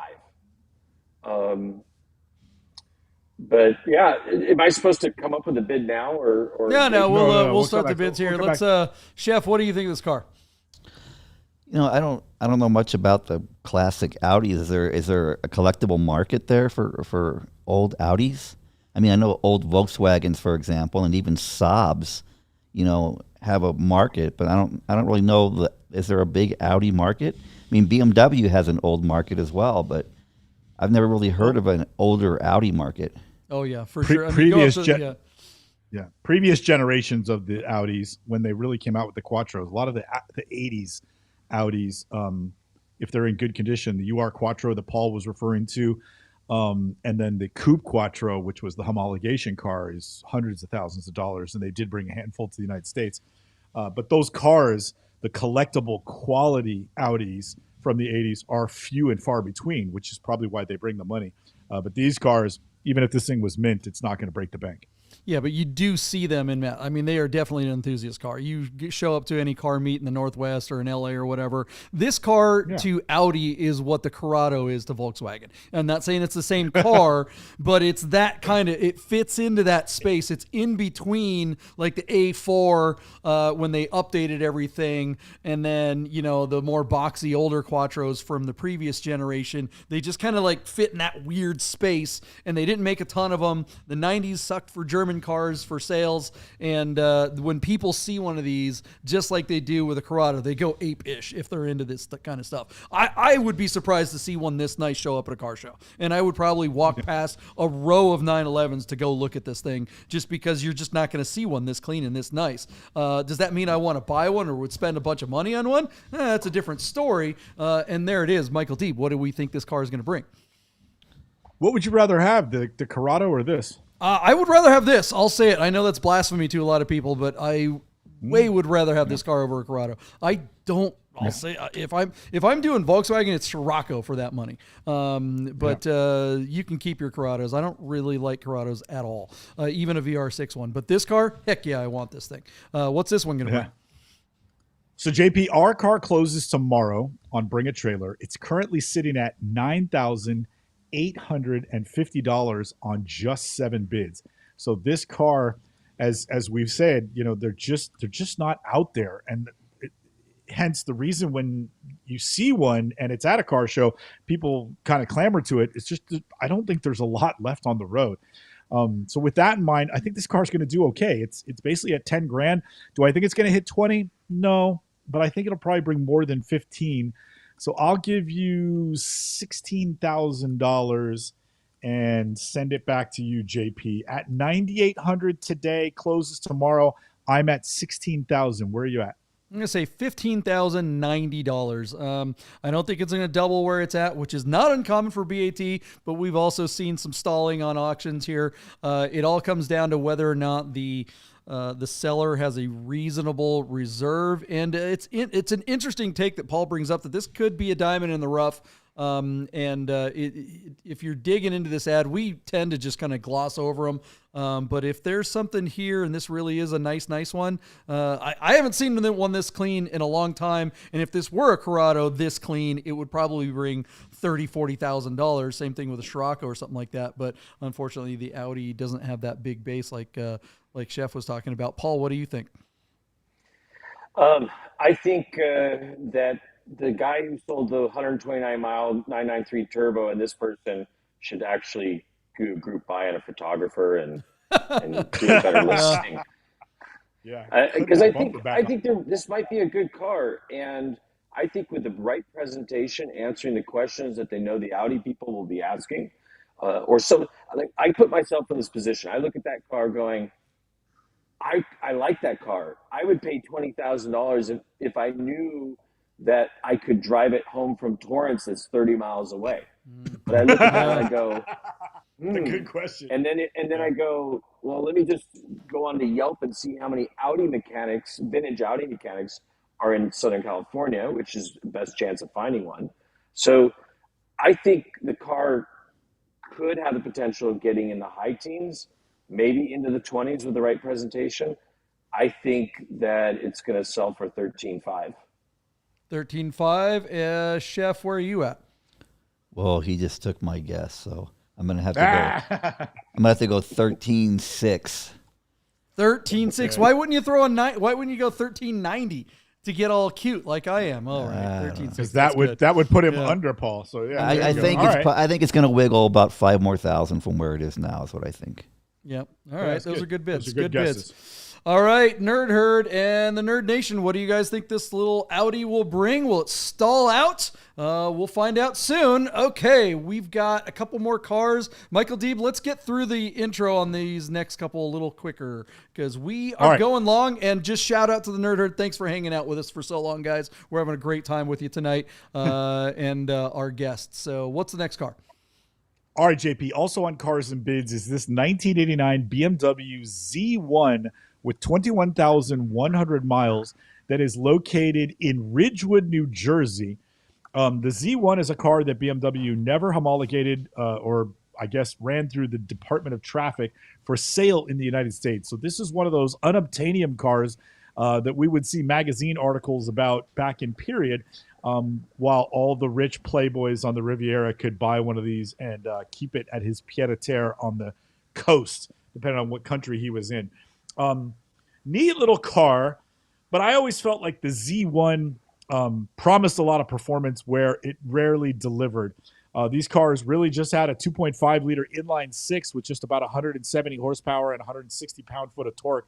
5-speed manual rear-wheel drive, but it was really kind of, the predecessor to the Z3. It was just sort of a two-seat roadster that might be fun to drive, but wasn't this was not an M or the modern version of the 2002 as far as it being a sports car. The novelty item here, of course, was the slide-down doors, which were really kind of weird. And I think that top folded in the trunk and made for almost zero trunk space. So these were largely impractical cars. These are really more for show than for go or utility. But a beautiful little design, and certainly a car that is kind of iconic for BMW. But today they do bring sort of collector money, but not crazy collector money. So this one looks to be a really beautiful colorway, JP. This is, what the hell color is it? Traum Schwarz, which is, I don't know, some version of black with the sort of Alcantara, really cool little steering wheels and that neat seats and that neat steering wheel. I mentioned a 5-speed manual rear-wheel drive. I mean, the car is kind of a looker. I always thought they looked really neat. JP, I send it back to you. The BMW Z1. What do you think? And then what do you think is going to happen? Yeah, everybody knows I'm not a cabrio phobe. This car is definitely interesting. I remember when they came out going, what the hell? Again, I said it before, it was definitely ahead of its time from a design point of view. In 1989, they had introduced the Miata, and the Miata really had it down. That was the sports car that this thing really should have been.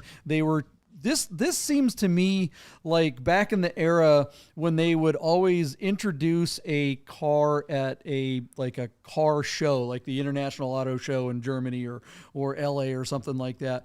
And, it would be like you'd see the concept car, and it would have all this crazy whiz bang stuff. And then by the time it actually went into production, things would get practical. Doors would open like normal doors, and they would kind of go, all right, everybody settle down. Let's make a car that people can actually use. This one was like, let's make a concept car and go straight to production. And you just don't see that anymore. And you got to admire the fact that BMW did it, but you can see why most manufacturers wouldn't anymore. Paul, what do you think of these things? And actually, I really like it. And I'm not a convertible person, but it's, in this day and age, I think everyone's trying to be different. Not everyone has six figures to try to be different. This car, I think we didn't see him here. It's not like a variant of the E36 M3 where, that's got the Group N motor we didn't get, where it's super nerdy. This one, you drive this to a Cars and Coffee. I don't care how little you know or how much you know about a BMW. I think it appeals to a lot of people. Think about all the demographics that would like this. Think about the people who like K cars, which are truly ridiculous, but they certainly, get people excited. It's a manual. Look at the steering wheel. It's got a bitchin' steering wheel. Yeah. I mean, they nailed it with the steering wheel, probably because it didn't have to have an airbag. So the interior is cool looking. Yes, it's a Miata. I've been fortunate enough to go for a ride in one. I haven't driven one. You can just imagine how I look sitting in there, squished in there. But the thing about it is, Miatas are great, but they're econo boxes. This still feels like a BMW. It feels like it's screwed together fairly well. Part of it is you just want to drive with the doors down and kind of go Jeep style. I just think I like them. It's do you guys ever see the Alpina version of these back in the day? I mean, they're really rare. But those are bitching. I would say the one thing about this car that I find attracting, I don't know what that color is. I think, Deeb, like you said, it's some version of metallic black. It's like kind of green or dark it's almost like an oil hue to it. It's really kind of pretty in that low light. But I think whoever buys this, I mean, at the end of the day, you want to stand out a little bit. I think the color is a little bit of a letdown. I think it hides kind of the character of the body. If you remember, there was like a turquoise color this one came out in, and that was very 90s. Remember when all the Japanese companies were doing that teal, the metallic teal? And I almost would rather see it in that, or a bright color, or something that's a little like you have this sort of comical, cartoony car with a serious color, and that's, I think, the one part about it. But it's probably a rare color, whatever that's It is, worth. I'm sure. Yeah, that's funny. So German to put it in like a really staid dark black, Yeah, when I mentioned the Miata, I'm not saying that this car is anything like a Miata other than its size and the fact that it's a small convertible. I'm sure that, look, it's an E30. And anyone who's ever driven an E30 knows they're fantastic little sports cars if done right. And I got to imagine this. It's funny when you open the hood, you see that E30 powertrain. You're like, oh yeah, that's an E30. And the Z3s are basically E30 parts cars. This thing's way smaller than an Z3. Did they ever make a Z2? I never saw anything like that. They skipped over that. Chef, what do you think of the little Z1? I think it's kind of a James Bond meets Techno Viking. It's not bad. It's not. I think it's kind of it has a little bit of an Aston Martin kind of feel to the front of it. I think it's kind of James Bondish, but I also think it's very German Euro looking. So I've never seen one in person. I don't really get a size dimension on it. Like, is it the size of a Miata? Is it bigger than a 911? How little or big really is that car? These things are teeny. They're definitely Miata size. It's like I'd say Miata size at best. I don't think it's any bigger than a Miata. Certainly, yeah. When I sat in it, my head was over the windshield. I looked ridiculous. Like Fred Flintstone? Well, do we think this thing's going to bring any money? What's going to happen with it, Deeb? All right, JP. So with one day to go on Cars and Bids out of Ridgewood, New Jersey, and showing just 21,000 original miles, this Z1 is sitting at $36,000 on 30 bids. JP, with that low miles and that rare color, even if it's not the correct, maybe the most attractive color, this should be a $90,000 to maybe $100,000 example. But at $36,000, do we think the price for this car is going to double overnight? Historically, that is not Cars and Bids MO. And so I'm struggling to see where this car is going to go. It would literally have to triple, I think, to get to the retail value it should be at. So I'm going to give you $65,000, and I hate to say this, but I'm betting against the platform based on where it's at right now. I'll give you $65,000 where I think it won't sell. I think that this car, even in a down market, this guy's got to be looking for $85,000 for this one with such low miles. And I don't know that it's on the wrong platform. I just don't think he's getting it in January right now. So JP, this might be the poster child for your argument that the right car at the wrong time of year at the wrong market. Like this guy, I think would be better off waiting to sell this car in April or May, rather than trying to offload it on Cars and Bids in January. This car should be at Amelia Island or in Barrett-Jackson in Arizona, but not on this platform right now, not in that color. I think he's going to miss. Yeah, geez, this car. What are you doing trying to sell this thing in January? Amelia Island definitely makes sense. Doug DeMiro's platform certainly attracts a weirder audience, but a lot of times that weirder doesn't translate to big pocketbooks. We've seen big numbers on cars close on Cars and Bids. Doug has been able to sell Ferraris and big GT3 RSs and stuff like that and get the big money for them. We've seen weird cars do well on his platform, but not for crazy money. We just see weird cars that wouldn't sell at all anywhere else do okay or do well on the platform. But getting $60,000, $70,000, $100,000 for this car, which, like you said, it probably should bring if, later in the spring at the right place. I just don't see the weirdo going, oh yeah, I just have an extra $100,000 for this weird little BMW that hardly anybody even knows exists. I'm going to say it's lucky what was your number just to be safe? 65,000. Yeah, I don't even think it gets to 45. I'm going to say $43,000. That's it. 43 grand. Send it off to Paul. What do you think, Paul? And by the way, fail to sell. I don't think that's what it's worth. I think it's just going to stall out. Looking at the auction, the thing that appeals to this one, although the color isn't the wow color, I think that this is probably I think a lot of these cars just sit. People buy them, especially when they get to the U.S. or whatever market they come in, and they just sit. And this one looks like it's had a lot of service, engine rebuilt, just work done to it. And you'll appreciate this, JP. I think the bid's $51,111. Nice work. Chef, where are you at, buddy? About 55. 55. That's a good number. All right. All right, you guys. JP, let me add this. They in 3-year production run, BMW made 8,000 of these cars. This car's been eligible know there were anywhere to come near that many. Wow. 8,000 and BMW or this car's been eligible for the 25-year exemption to come into this country for like 6, 7, 8 years, and yet we still don't see these cars anywhere in the marketplace or anywhere at your favorite car shows.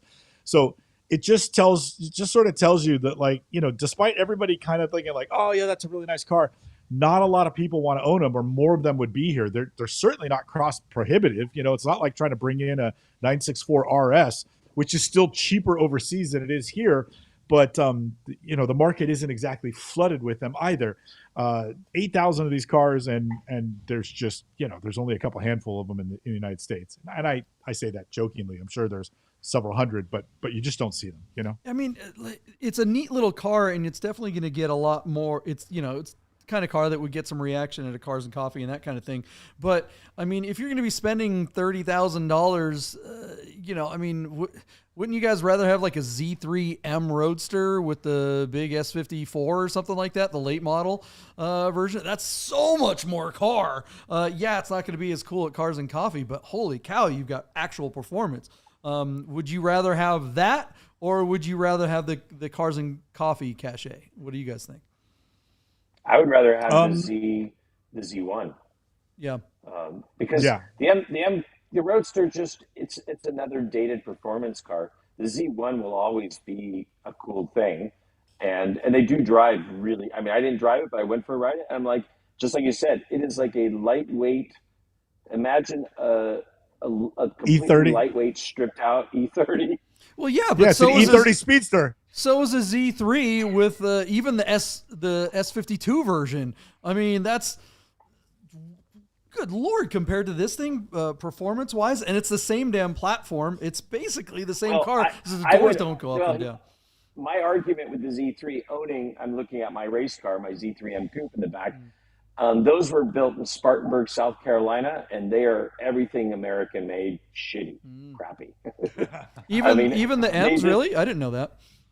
Yeah, they were junk. I mean, great motors, the drivetrain great, the chassis decent. Everything else was just meh. But I think the Z1 screwed together a little better. That's probably true, and certainly more collectible, no doubt. All right, this last car tonight. Well, before we get to the last car, make sure you guys let us know what you think the Z1 will bring. Let us know in the comments below. Hey, everyone who's hanging out in the Nerd Herd right now, again, thank you for hanging out. It's so much more fun with you guys being here. Have you hit the like button yet? Have you hit the little thumbs up or thumbs down? Either one's great. Please do that now while you're still hanging out with us before you dip out. I know it's getting late on the East Coast. You guys are awesome for sticking it out. We only have one car left, and this one's a doozy. It's not a car. I don't even. It's winter time. We keep talking about the winter doldrums and the value of all these sports cars getting smashed on during the winter. What about this thing, Michael Deeb? Is there anything more winter than this? Oh my God, JP. So I just went to the Peterson Museum and saw the Porsche exhibit. And there's a 356 that looks just like this thing Yeah. with these tractor things on it. So what JP has selected for us to choke on is a 2001 Jeep Cherokee Sport 4x4 with the Dominator track system that basically turns your Jeep into a tank and allows you to track essentially, JP, I imagine, all the way up a mountain, all the way up a mountain, and probably 35 degrees or whatever. This thing is insane looking. The vehicle itself has 184,000 miles on it. It is powered by the power runs through a 4-speed automatic transmission. There's bumpers with recovery shackles. There's a warm winch connections and front receiver hitches as well. It's got the cloth interior, LED lights, and a roof rack. But the big news here, of course, is that it's not on wheels. It's on this track system from American Track Truck. And that is what's currently fitted on the car. Bolted onto the existing hubs and constructed of steel frames and drive drums, bogie wheels, and rubber tracks. Revised suspension components are fitted, and the truck retains its front disc brakes and rear drum brakes. The removed 15-inch 5-spoke wheels are mounted with 225/75 Dunlop and are included in the sale. So JP, look, I grew up in San Francisco. This to me is a joke. And what's interesting is when they've got lots of pictures of underneath the vehicle, there's corrosion everywhere. So what are we doing here? What's the shelf life left for the donor vehicle to the track system? I imagine the track system is worth more than the car. I imagine the fitment of the track system probably costs more than the car itself. But anyway, it's got a day to go, 4 previous owners. And did I mention that it is in Ramsey, Minnesota? So, JP, tell me more about these things. Would you bring one of these to Mogfest if you decided to go back? No, I mean, this thing's almost exclusively made for snow and mud. This is perfect for someone who wants to, I don't know, if you're a ski instructor or you work up in Vail or something like that, and you want to have the coolest thing to drive around. Look, the base Jeep Cherokee that this thing's built on, it may be rusty, it may be beat up, but it's just getting broken in. These things could be rusted through in every panel. They are bulletproof. They may be junky, but these things never stop. The 4-liter engine is just, it's something that will just run and run and run and run and run. They're not particularly fast when they have wheels. I guarantee you this thing probably only goes 20 miles an hour, if that. I don't actually think it's difficult to install the track system. Really? I think you just bolt it onto the hub like you would the wheels. I think you just lift the chassis up and it just spins the whole thing. You see rust all over this thing, but who cares? Whatever. It's just 4-liter. As long as the heat works, you're getting. I mean, it's cooler than a snowcat. I love it. Don't need it. There's a very limited amount of audience for this, but for the person that does need this, I mean, if you just got hired to be the caretaker for a resort in the middle of the winter with your wife and kid, and you're going to be stuck there, and there might be a ghost in the place, this is the rig you want to get out of there before your husband starts chopping you up with the axe. What do you think? What's that? I'm dying to get in there. Go ahead, Deep. Go ahead. Yeah, I think I have a joke that I'm dying to get to. I think that if we were trying to guess the profession of the guy who built this truck for himself, he runs a St. Bernard rescue. Yes, and have all the whiskey in the back. Paul, does this have Southern California written all over it? Oh yes, I can't wait to drive to Cars and Coffee in this thing. But it's like part of you sit there and look at it and think about it. Like my 8-year-old self would just geek out over this. Like, who wouldn't want to go with it? And then like the second picture, you're like, oh, the seats look pretty good. And then you start digging down deeper. You're like, oof, how I know nothing about the Jeeps, but my big question is, how much is that track system? I was trying to dig it up on their website. I love the name Dominator. I just picture a bunch of, rednecks drinking beer coming up with this, the name for their company. Dale Earnhardt mustaches everywhere, Oh, absolutely. It's cool. But like going back to what you said, JP, it's like, is this a wealthy person who has, a ranch in Jackson Hole or, Yellowstone or something in Wyoming, and this is going to be their how to get around in the gnarly winter.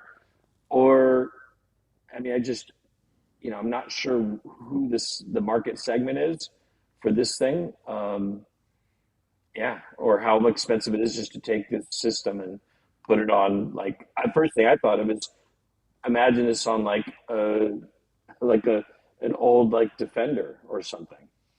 That would be rad. Yeah, it would certainly look cooler, but one thing about a vehicle like this is that you're going to be up a trail in 30 below, or you're going to be in Fargo and you're getting from, your farm to the nearest town is 20 miles away. And you need to get to the hospital or you need to, wherever you're going. If you go out in weather that requires this thing, you want to effing get there. And a Defender is not a vehicle that I would trust my life on under any circumstances. A Jeep XJ is absolutely a vehicle that I would trust. If the apocalypse were coming, if the end was nigh, and we need the EMP was coming or something like that, there's 3 cars that I would consider. One is like a Volkswagen thing that you shield the battery, one of these, or a Wrangler, or maybe like a Toyota pickup with a 22 RE.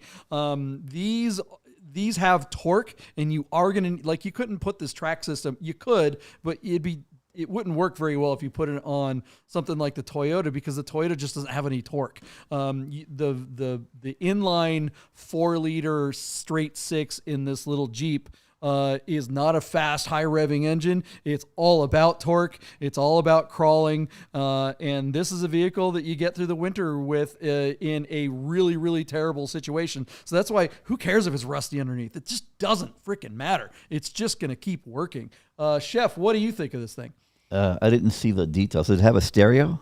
Yeah, it has working heat. That's the only thing that matters, man. Bring an iPod. AM, FM, You're not getting there fast. Cassette. Yeah, you could listen to you could listen to every Lex Friedman podcast that he's done this entire year on the trip to wherever you're going, because you're not getting there If it has quickly. a nice stereo and a heater, I'd maybe $6,000 or $7,000. Oh, okay, you're going right to bids. Deeb, what do you think this Sorry thing's about going to that. bring? All right, so the car is at $6,999. So when we get back to you, Chef, you're gonna have to put a couple bucks on that bid. JP, I have no idea what this whole thing is worth. It's basically going to close a day from now. It's in Ramsey, Minnesota. I mean, John, if you don't live anywhere, I assume then it's going to be, you're going to have to buy the car. You're going to have to pay to take the track system off and put the wheels on, and then roll it out, either drive it to your mountain or tow it to your mountain. But I doubt you would tow this onto a flatbed, roll it on this track system and then flatbed it, exclusively in that truck to your thing. It would be cost prohibitive. Nothing about this makes sense other than selling it local to Minnesota. So I don't think this car is really going anywhere. I'll give you, reluctantly $8,000, where I think it'll sell. I think you got to be pretty realistic about what this car is worth. I don't think it's going very much further than $8,000. It's just too impractical to move. But that's absurd. It has wheels. Put the wheels on and put the track system in the back. Fold the seats down. The other thing How do you do that from Vegas? You're going to fly out there? Again, thousands of dollars. Why would anybody in Vegas want this thing? That's not the point. Look, if you are in the middle of a desert and you don't have any water, and someone's like, here's a bottle of water, how much will you pay for it? That one guy that wants it, and he will pay anything for it. Yes, the audience is small, but half the country, or at least a quarter of it, everyone in Minnesota, Idaho, Eastern Washington, they're all covered in deep, deep snow. And they want stuff like this, and I bet it's expensive, and it's more of a pain in the ass to buy the stuff new and outfit it than it would be to just go ahead and buy the stuff. The market, the audience for this car may not be big, but that small handful of people are like, hell yeah, I want that thing. That's awesome.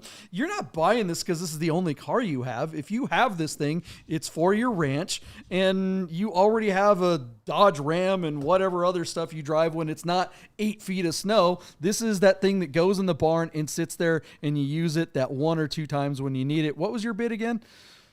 $8,000. $8,000. Yeah, this thing. I was is $7,000. Definitely gonna. But it's at $69.99.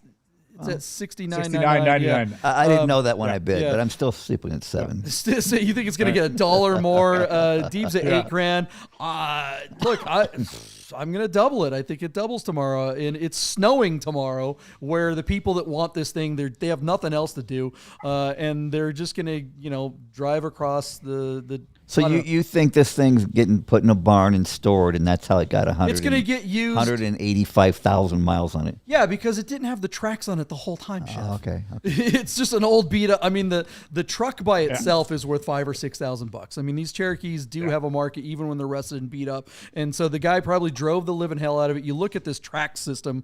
I am very curious what one of these costs.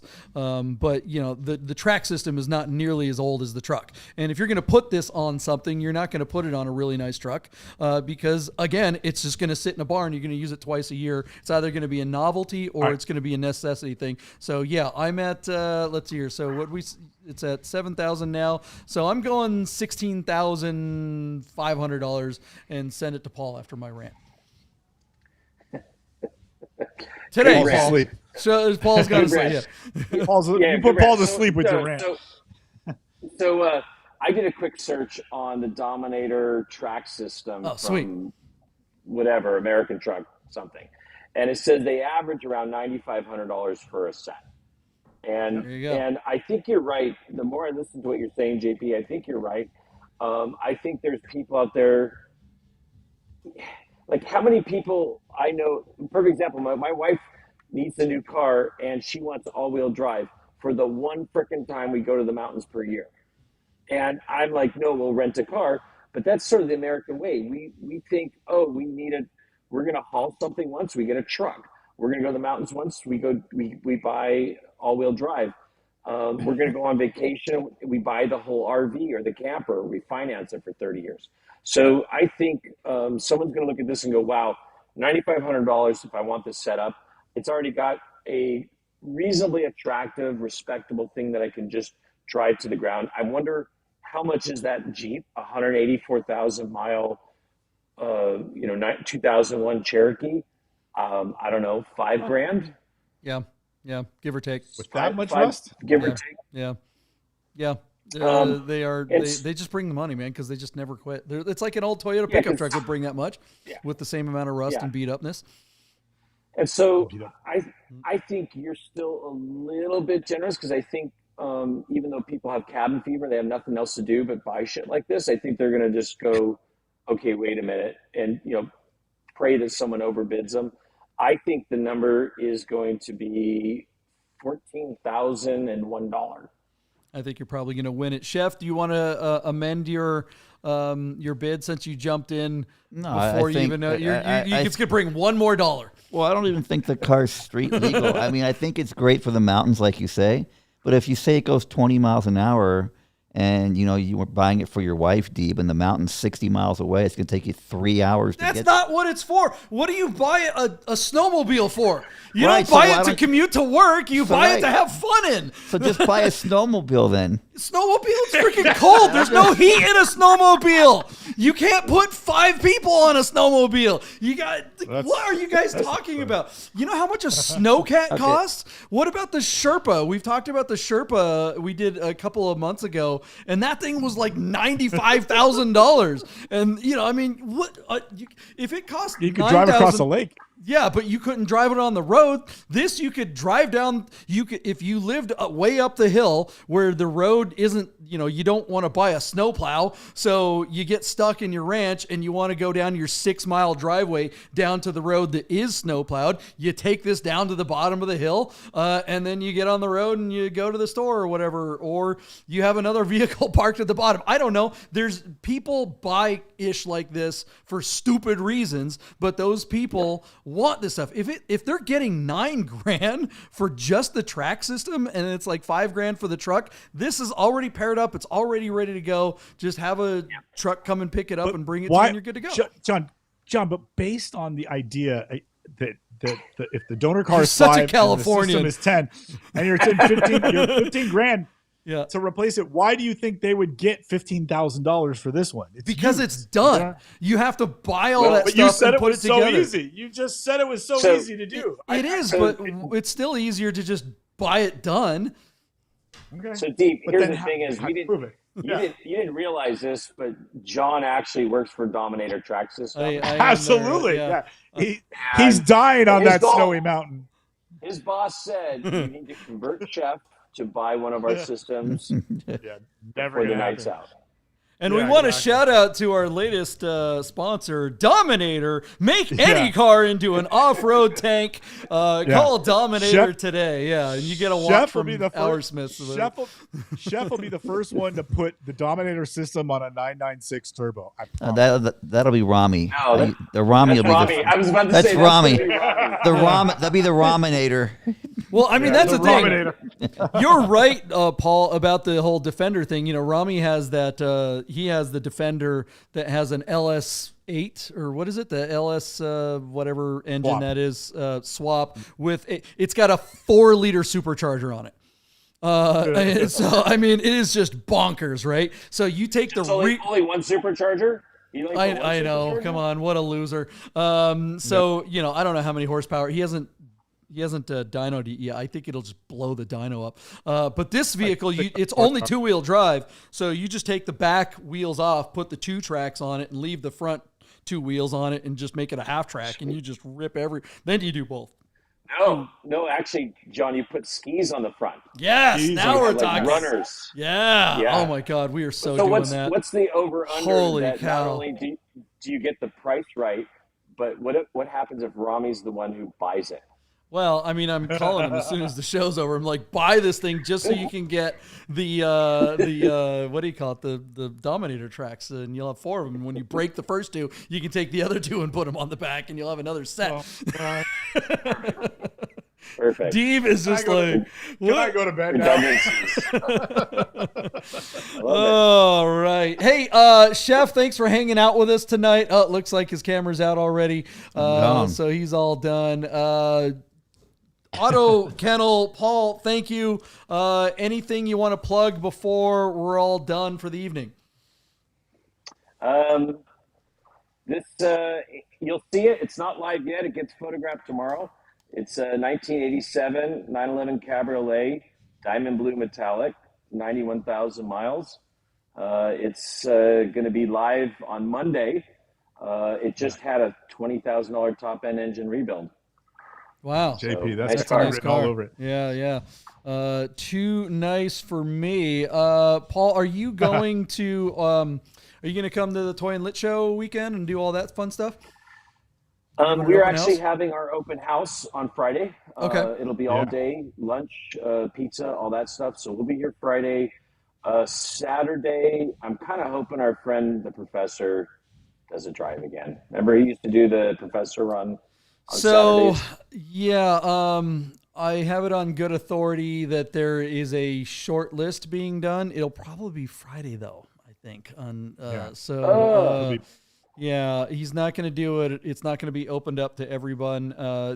So I'm going to try to do the Bid Nerds are probably going to get a booth at the Lit Show. So that's part of it. So we won't be available for a drive on Saturday, but we will be out and about on Friday. Either way, I'm sure we can find a way down to your place. I think we're going to be staying in Long Beach. So that kind of works out. That's pretty close to you anyway. So, so we'll make that happen. Why are we staying in Long Beach? Because Chef has a hookup down there for us. So that's going to be more. Tell me more. We'll talk about that offline. Deeb, if someone wants to sell their car, maybe a Dominator half-track vehicle, how would they do that on Hagerty? Yeah, well, you can reach out to me at mdeeb@hagerty.com and let me know what you're thinking about, and I'll see what I can do to help you out as far as listing a car on Hagerty Marketplace online or if you have something particularly special, it's maybe not too soon to start talking about Monterey, which will be coming up in August. I think the books are closed on taking new consignments for Amelia Island. Broad Arrow Group will have a beautiful sale there at the Amelia Island concourse, which is coming up here in March. But we can start kicking around the idea of something for August. Let me know, and it'd be my pleasure to help you out. Thanks for reaching out. Awesome. And we have new films coming up every Monday on Der Fascination, the YouTube channel. We're breaking up all the little pieces from Porsche Road Trip, Cars Unknown. So we've got lots of great content that people haven't seen if you didn't catch it on Pluto TV when it was on there. So lots of fun stuff. Please check out Der Fascination and give that channel a subscribe and like if you haven't done that already. Make sure you hit the subscribe and like button for this channel if you haven't done that already. Again, to our guests, Chef and Paul, thank you so much for joining us tonight. The Nerd Herd, we love you guys. Thanks for hanging out with us so late. We went long tonight, but I think that's just because we're having such a good time because of you guys. Of course, shout out once again to Vegas Auto Fest. That is coming up. Chef, when is Vegas Auto Fest happening? The 24th of September? 21. September 21. So mark that on your calendar. And Godden Classic, they are good friends of the show. If you come to Vegas, make sure you check them out. Carzoon Cafe is this Sunday. And also Hour Smiths, get that watch serviced from Hour Smiths. We will see you guys Sunday night at 6:30. Thank you, Paul. With new predictions, and we will reconcile our poor predictions from tonight. See you later, guys. Bye.